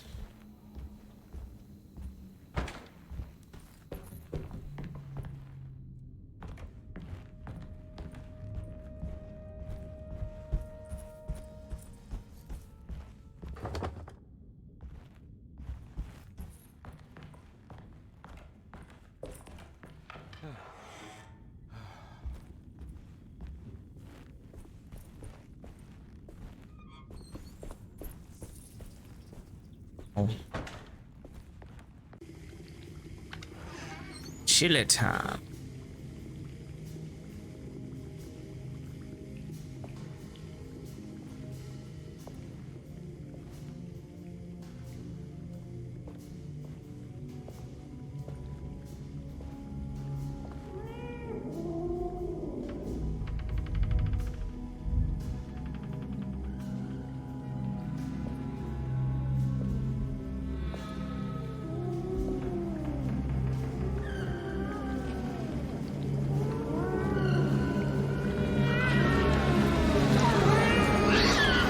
What are you doing in my kitchen? I assure you. No, I'm sorry. I promise you. Mr. Hartwood is nowhere near my kitchen, and neither should you be. Don't make me kick you out of this house. Sorry. Now get out! Yeah.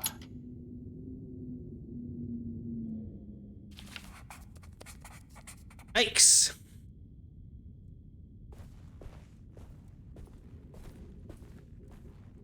That lady was bonkers.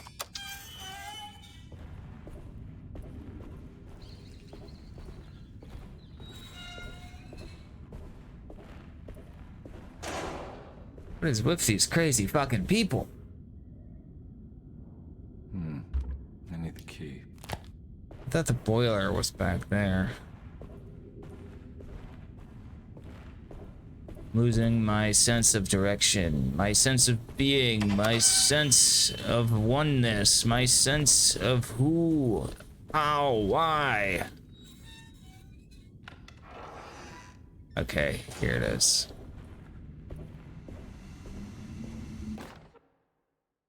You know, Mr. Waits, I saw a piece of the plate that Liza broke. I think she's been hiding them. She's not very good at it. She just chucked it into the little room with all the tools behind the boiler. I left it there. I didn't want to embarrass her by picking it up while she was looking. We went upstairs instead and played backgammon. I let her win, because she's so unhappy. The piece looked like the one on display in Cassandra's room. You know about that one already, right? Or is your eyesight really that fuzzy? I hope you don't feel bad about your glasses. You only look stupid when you squint. Maybe if you had more eyes, you would see these things. I wish you had all the eyes you needed. Your best and favorite guest, Grace. Okay. So, Cassandra's room.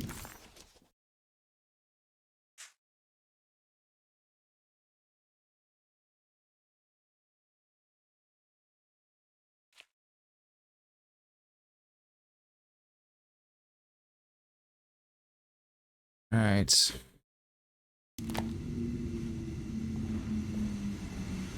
another plate for the talisman. Like the other one, it's broken and missing some pieces.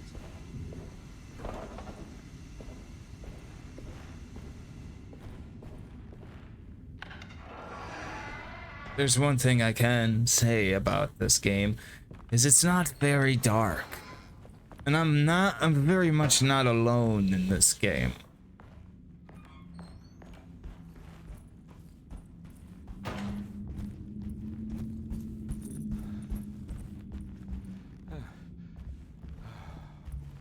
Yeah, he needs to do some more running, some more exercising. That's my instructor was telling me today too.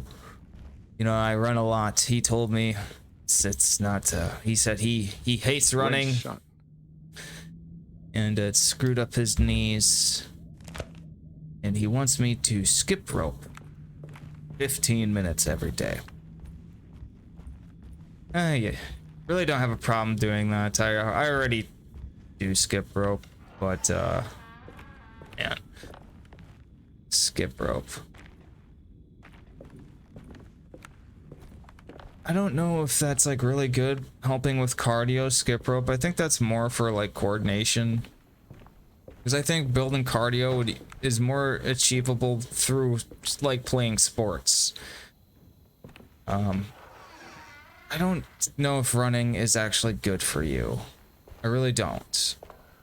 The only time I try to run, when I go to the gym, I will run for 15 minutes on the treadmill.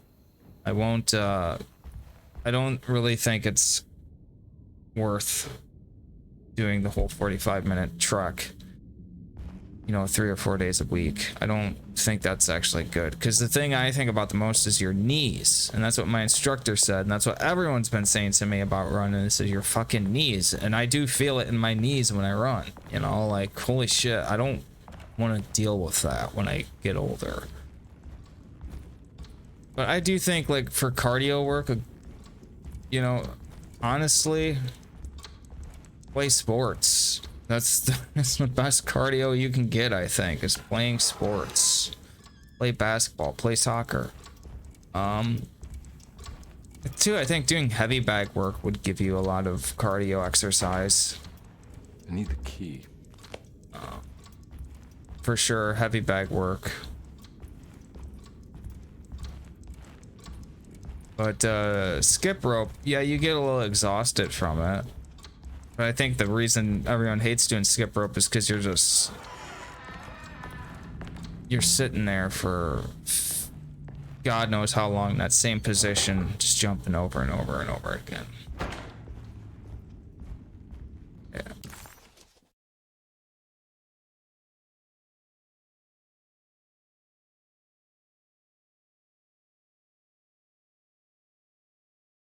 Conby was in shock, but also a little embarrassed. The housekeeper was furious to find him searching through the kitchen and had run him out of the room. There was something strange going on with her, but it didn't feel connected to the case, so he decided to stay out of her way.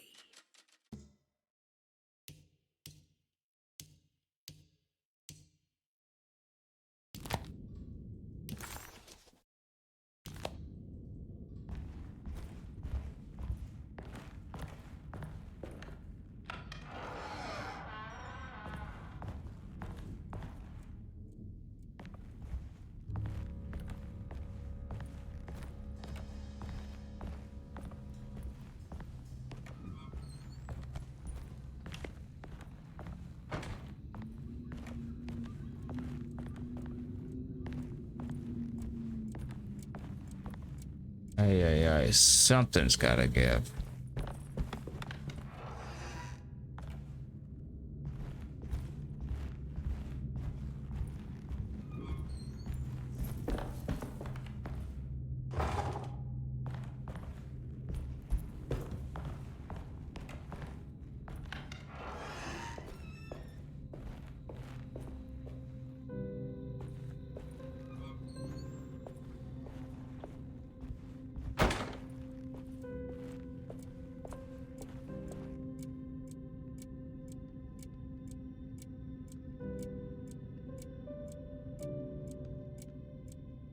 Isabella Perosi, huh?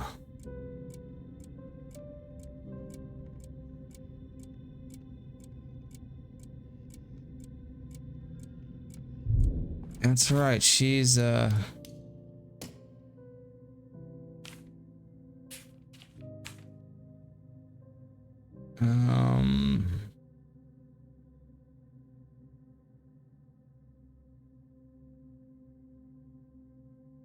okay.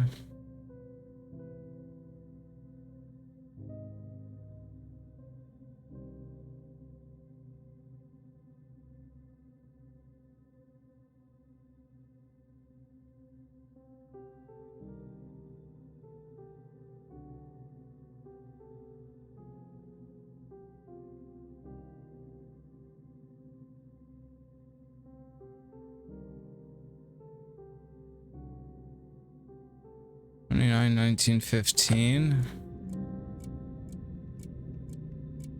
1905.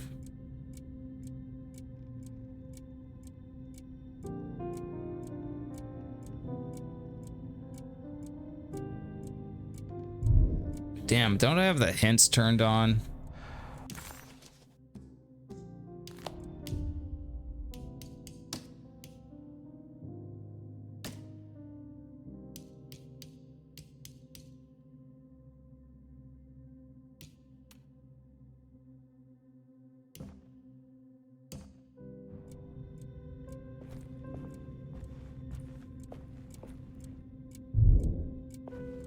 Come on, give me a hint.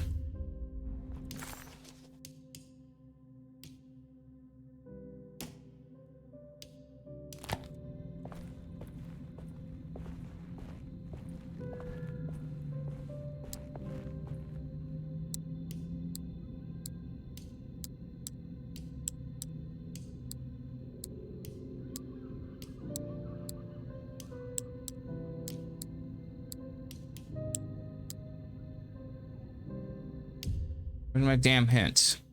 Want my hint?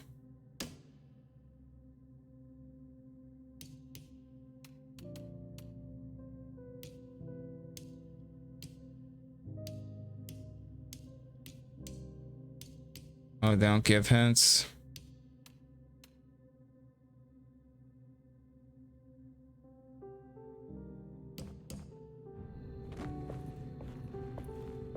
So how the fuck am I supposed to... Okay, so we got this fucking route. Oh, so... I'm expecting these ones are like dead or something.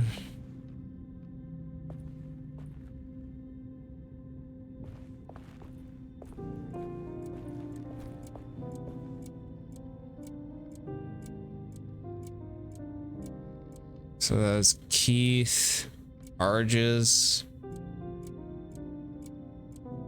and Mosig.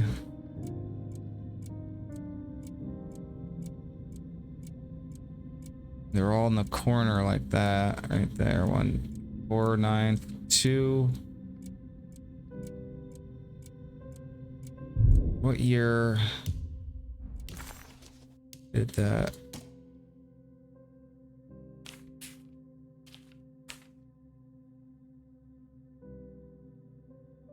Okay, 1927.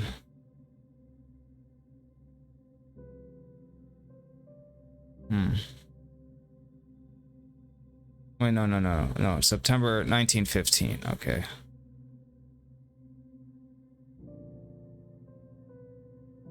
That's when they went.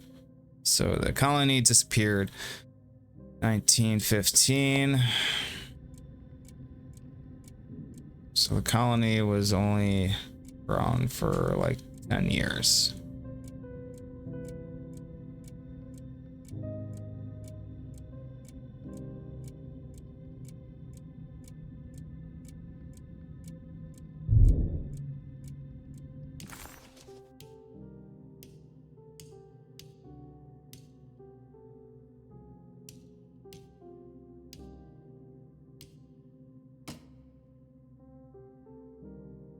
Okay.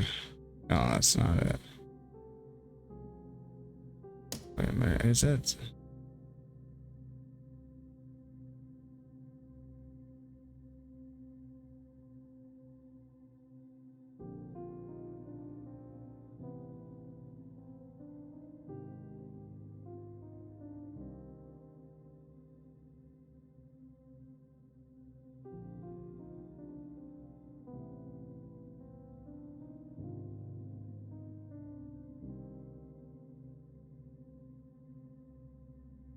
Oh, wow. Okay, duh, there it is. Stupid. I'm so dumb.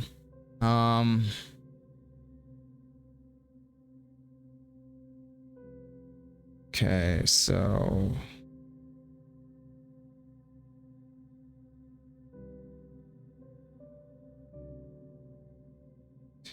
Okay. I have to look at that again.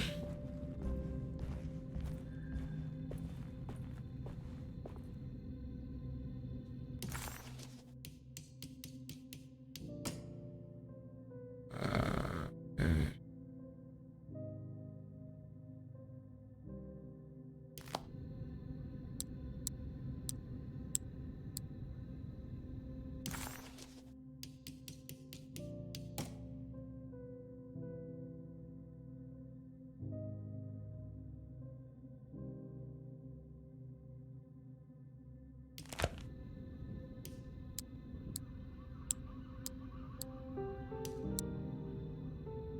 Hey, that should be it, right? Or is this the wrong way?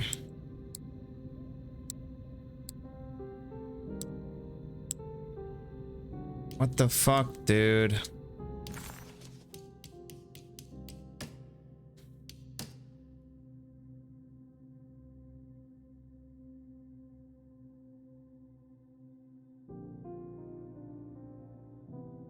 It was 492, wasn't it?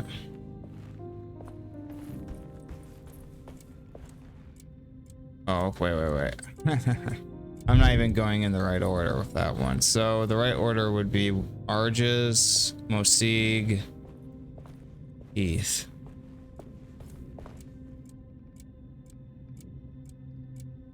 So 294. 294.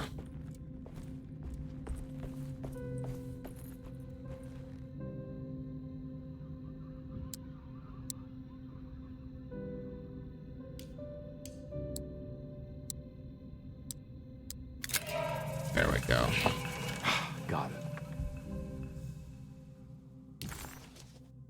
Piece of a larger decorative plate. It has dark and burnt quality.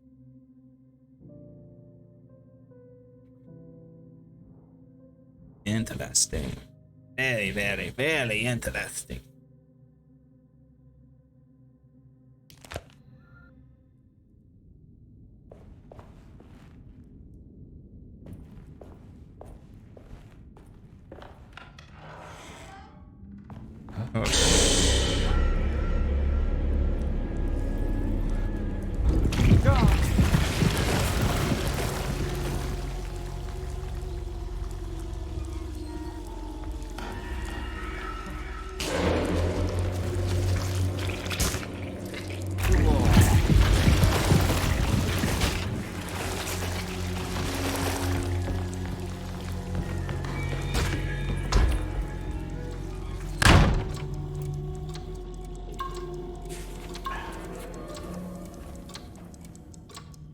What happened?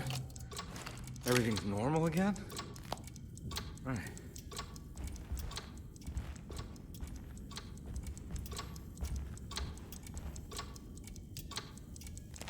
Still missing a key. Shit. I need the key.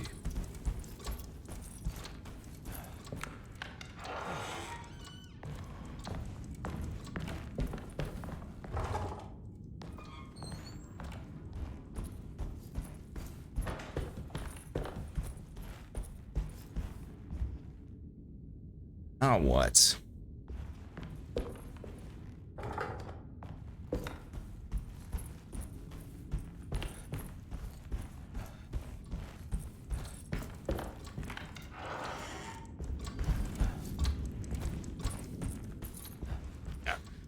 I'm not very alone in this game, and it's not very dark. It's not very dark. It's not quite the dark place I would like.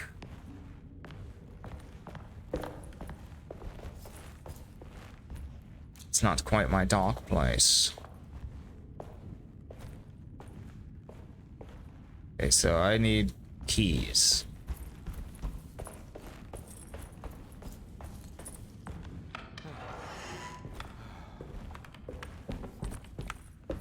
In the garden. Shippers.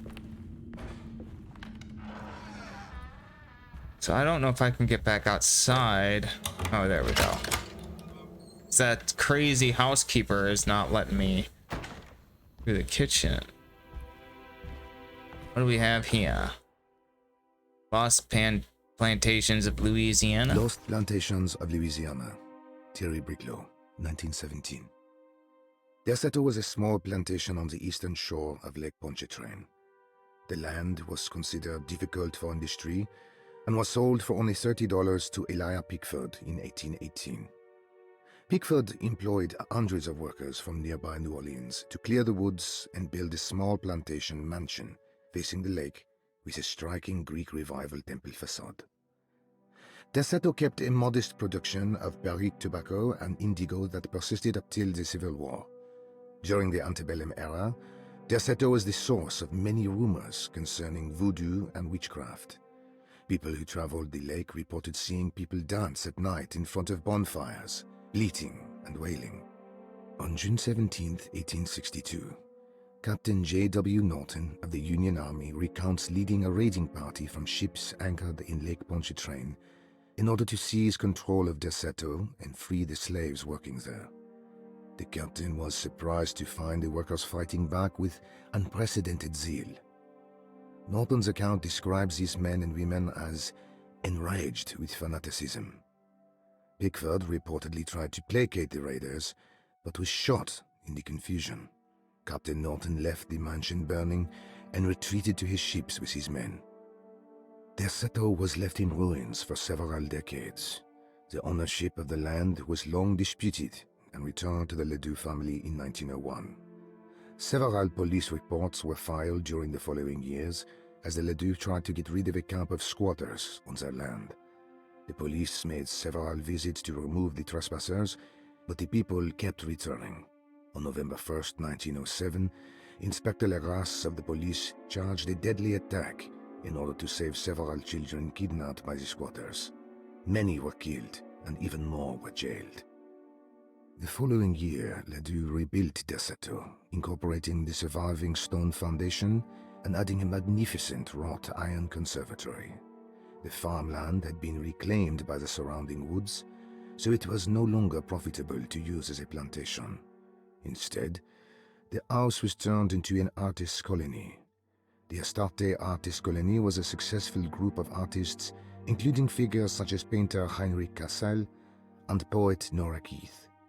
The group was also known for their beloved Mardi Gras crew called the Pirates of Pontchartrain.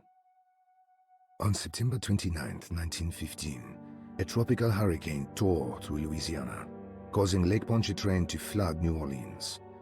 Due to the remote location of Derceto, it took almost 2 weeks for outsiders to learn that the artists' colony was abandoned. The 12 residing artists had all vanished without a trace.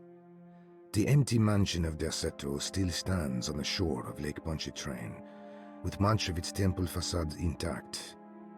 The Ledoux family currently has no intention of repairing the house.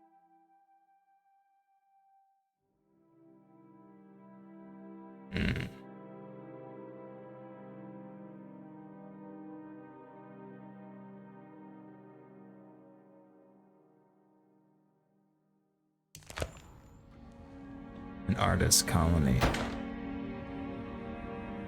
An artist's colony. I wish such things existed. Maybe a colony for intellectuals, but we'd all be arrested and thrown in jail.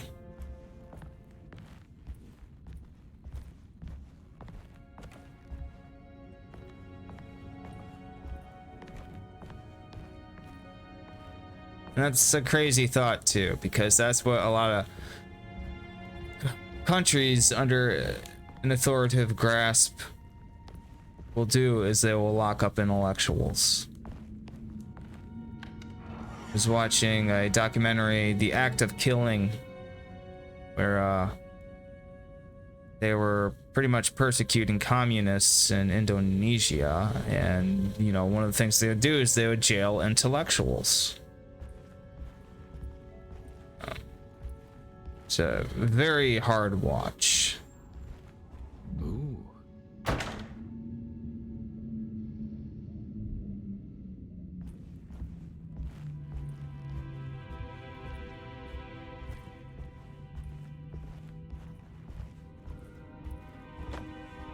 That's something I've noticed is people, they don't like reading anymore. I don't know why. It's absurd that some people just seem adverse to it. I know some guy online made a video not too long ago, some weird librarian guy who was like talking about books and stuff and how books are important and how he would promote libraries, and you know, he was a little weird, you know, kind of fruity, but like it's not like he's this bad person, it's not like he's doing anything wrong. Anyways, he's just promoting that people read and educate themselves, and you know, instead like sit around doing what I'm doing right now, playing video games. He's trying to get people back into reading. He's very enthusiastic about it. And what does the internet do? It makes fun of him until the point of needing therapy. So this guy who is honestly just like promoting something good, and he believed in something, and you know, he's enthusiastic about it. He's talking about libraries, how he loves his library and how he loves other libraries, and he wants kids and adults and everyone to start reading again. A good thing, something that society could fucking do. What does the incel community on Twitter do? It drives him to the brink of fucking madness.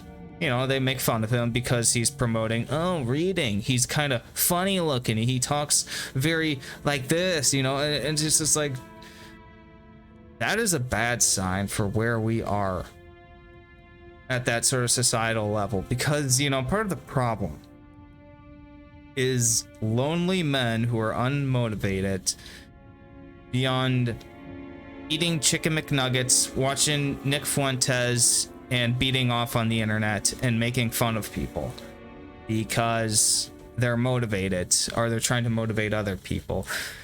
I look at things from a very in-between view, and I see the incel community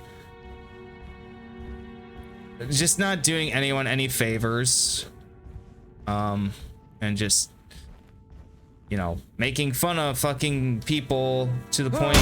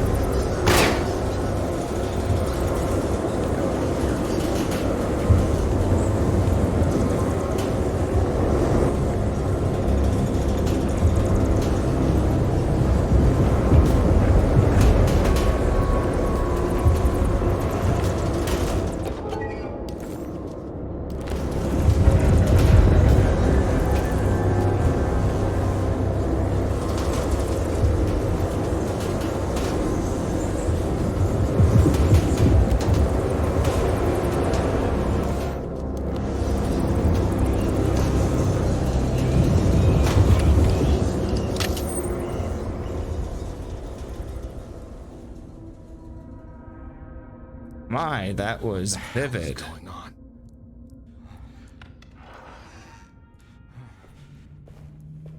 Ooh. Yeah, I guess what I'm saying is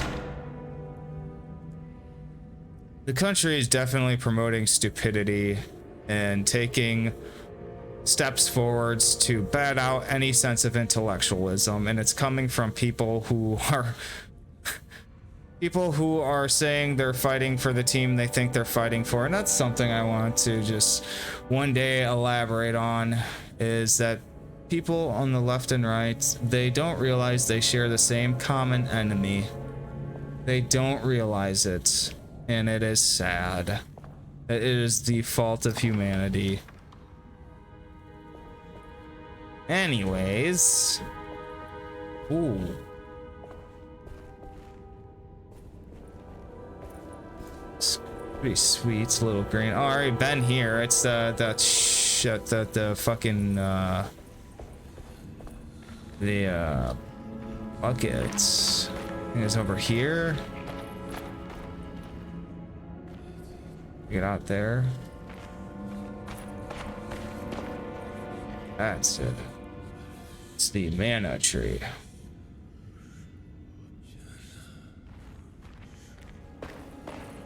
The mana tree. Speaking of which, my brother, he downloaded Secret of Mana on his phone, And he beat the whole game on his goddamn phone. I can't believe that.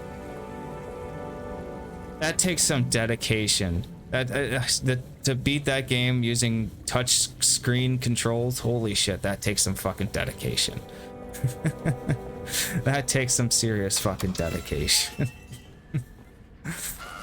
I love that game though. I love Secret of Mana. One of the greatest RPGs of all time.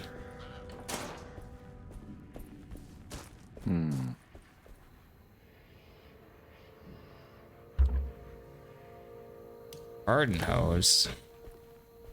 Huh.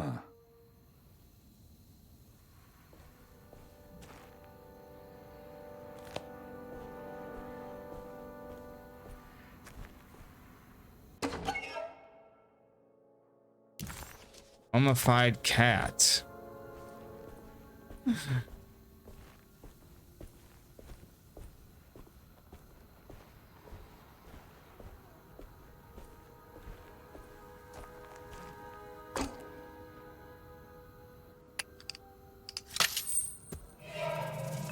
Got it.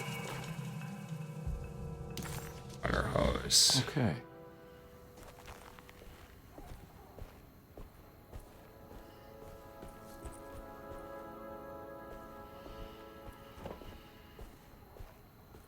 I see.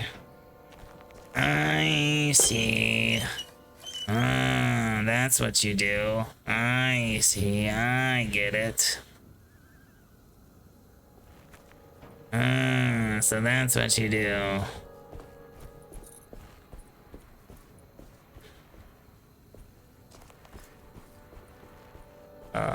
So where's the don't you fucking get stuck again. I'm gonna save real quick. Machi fucking Machi, man. I don't want to get stuck again. That was some fucking shit.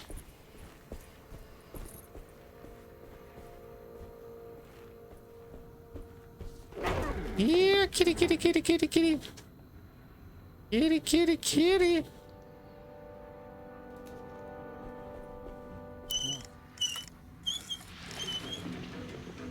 Yeah, that cat don't like me.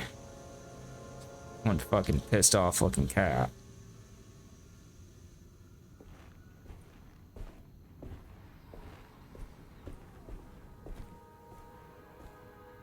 Yeah, it's kind of how I am. I'm very, very, very cat-like, and I just want people to leave me the fuck alone.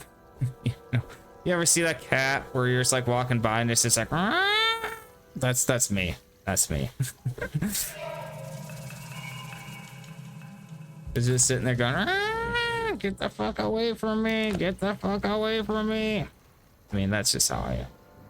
I mean, I am like that. I'm not proud of it. I wish I could be different, but it's just like, that's how I am. Fucking just low tolerance for other human beings. It's kind of crazy. I mean, yeah, I mean, no harm. I mean, no foul. I'm not trying to hurt people's feelings, but just like, I'm just exhausted by people.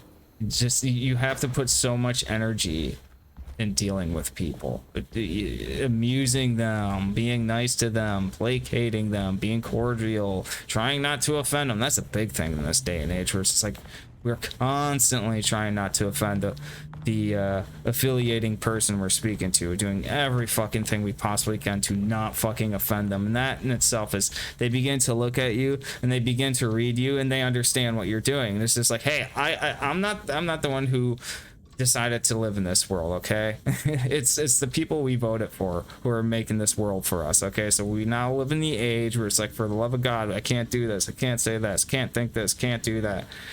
And like, people are beginning to see it, but it's just like, this is what we voted for, I guess. We wanted to live in this, and it's like, I don't know.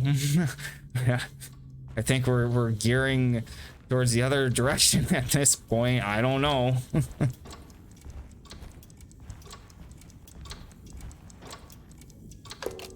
I think I've seen this somewhere.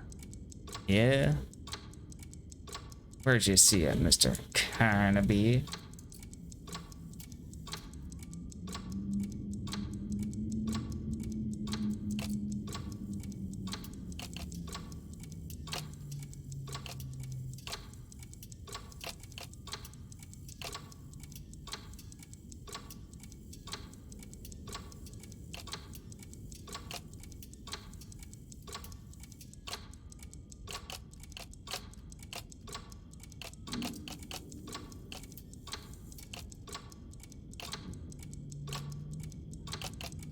There was something in the commonplace book about this.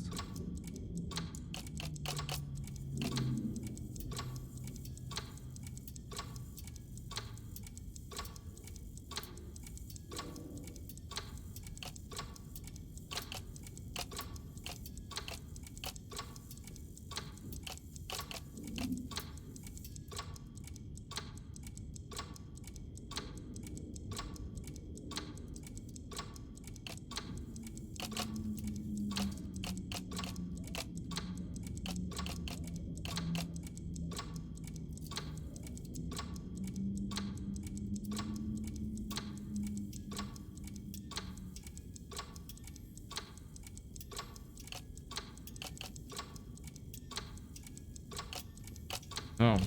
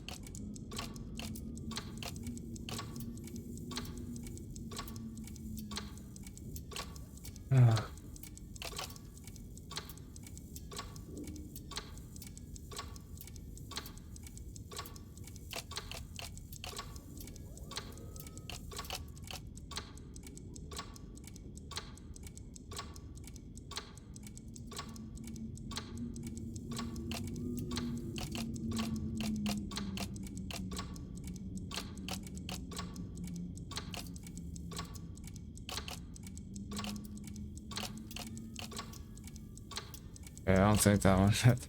Piece definitely doesn't go there.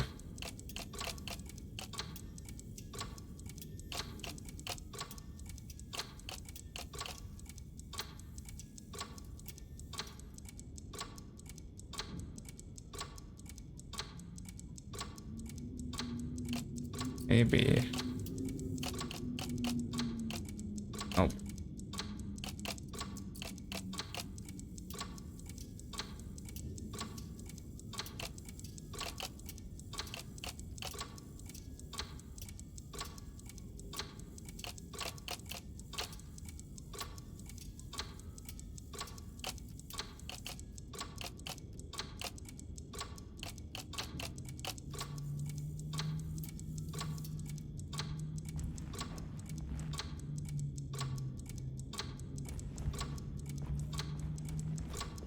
Damn.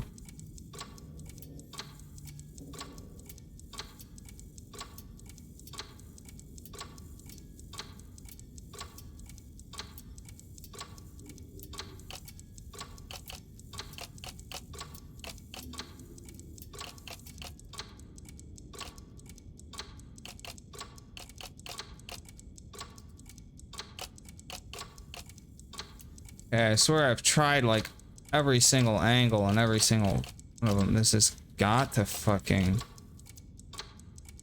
What the hell? This is annoying.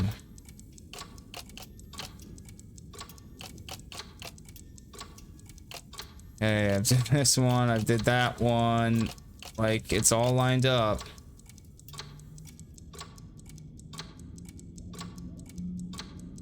I mean, was it this one? No, it's not that one. Okay, this is like all in place. Like, what the fuck?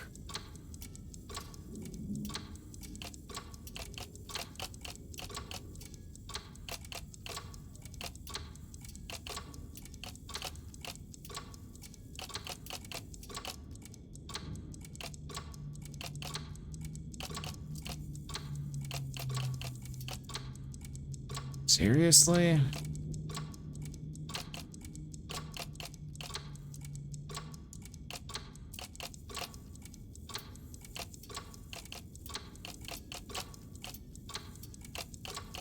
I mean, I've had to try all of them at this fucking point. Wait a minute. I do see something. Okay. This one goes down here. Has to. Or not.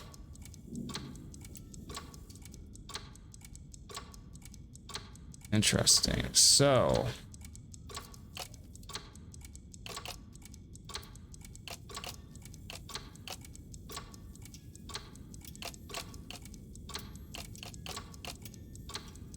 where the hell does that one go?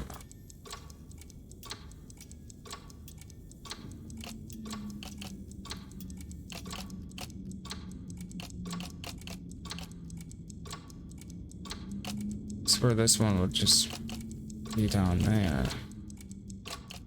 It's not.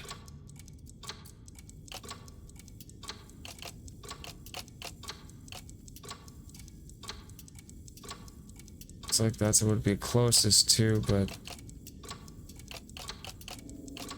that's that one goes. Shit. I tried that. No, well, kinda.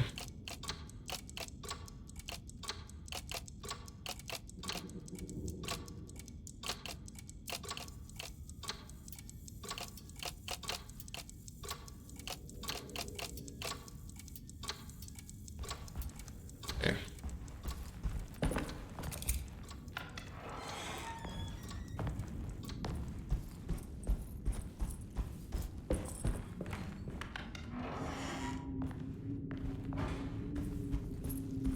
Wait a minute.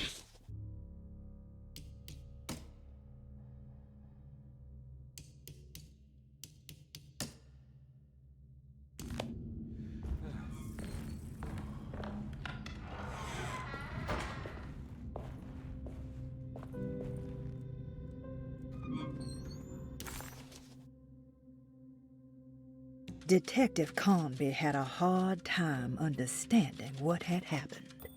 It did feel similar to when he was pulled into the French Quarter, but with less power and purpose. Did he cause this, or was it something else?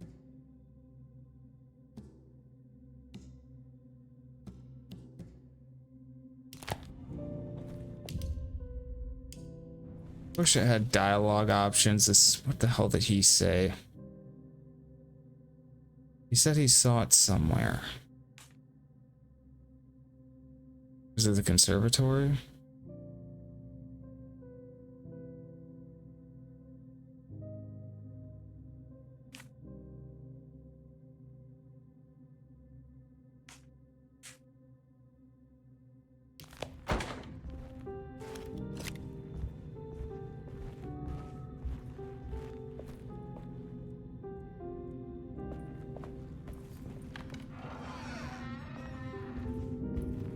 He said he saw the motif somewhere. I thought he said like a living quarter or something. I don't know. See if I can find it real quick.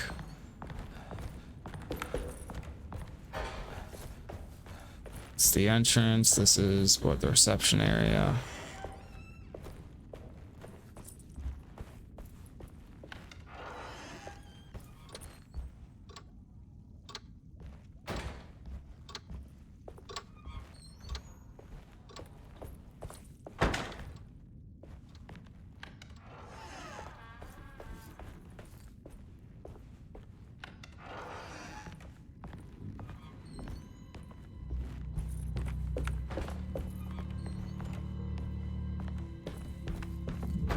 There's no way I can get into this thing. Better leave it alone.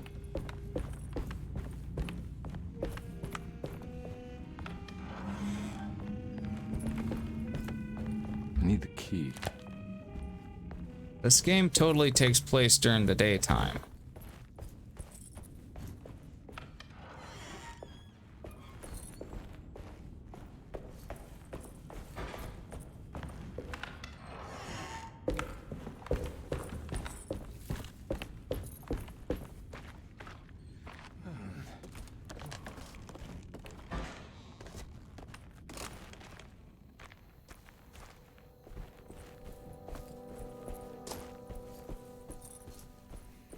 I don't think it was out here.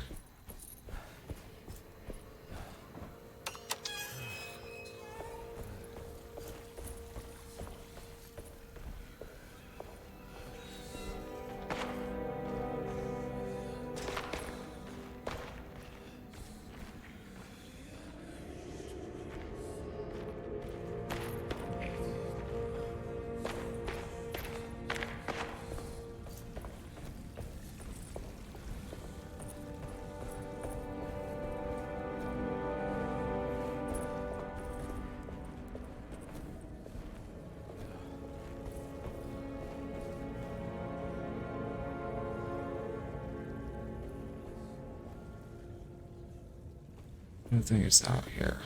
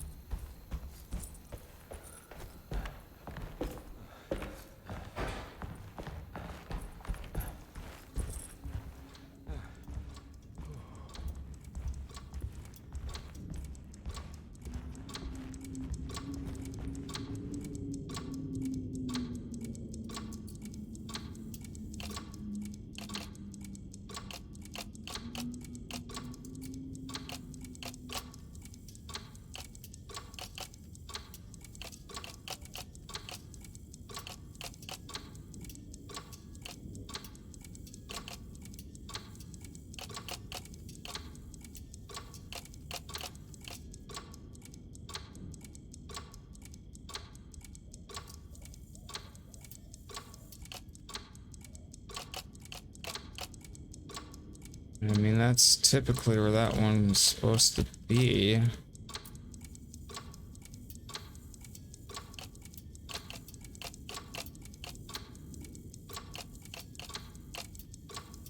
Okay, now I think I'm getting somewhere. There we go. Jeepers. I think the clock broke. Or maybe it just stopped at a very precise place.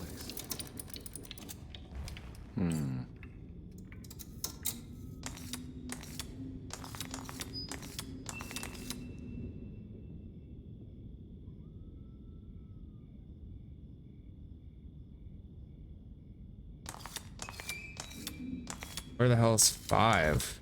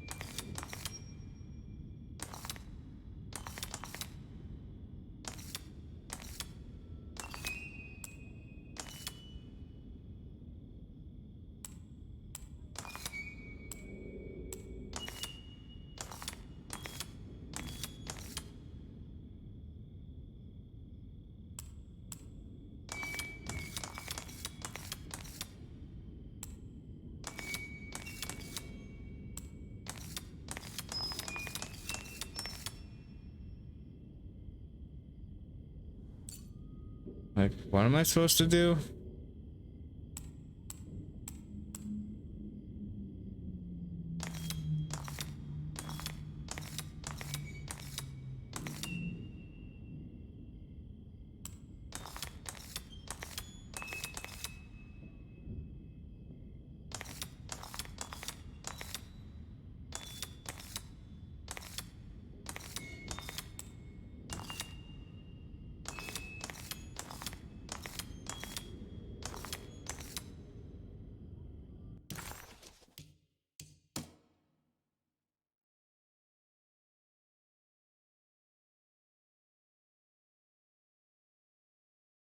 Can't get into Cassandra's room.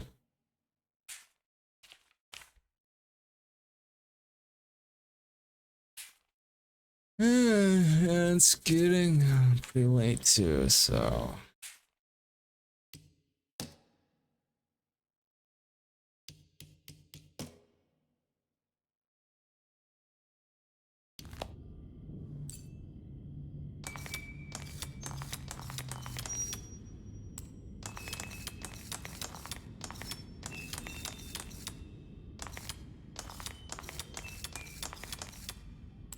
Jesus.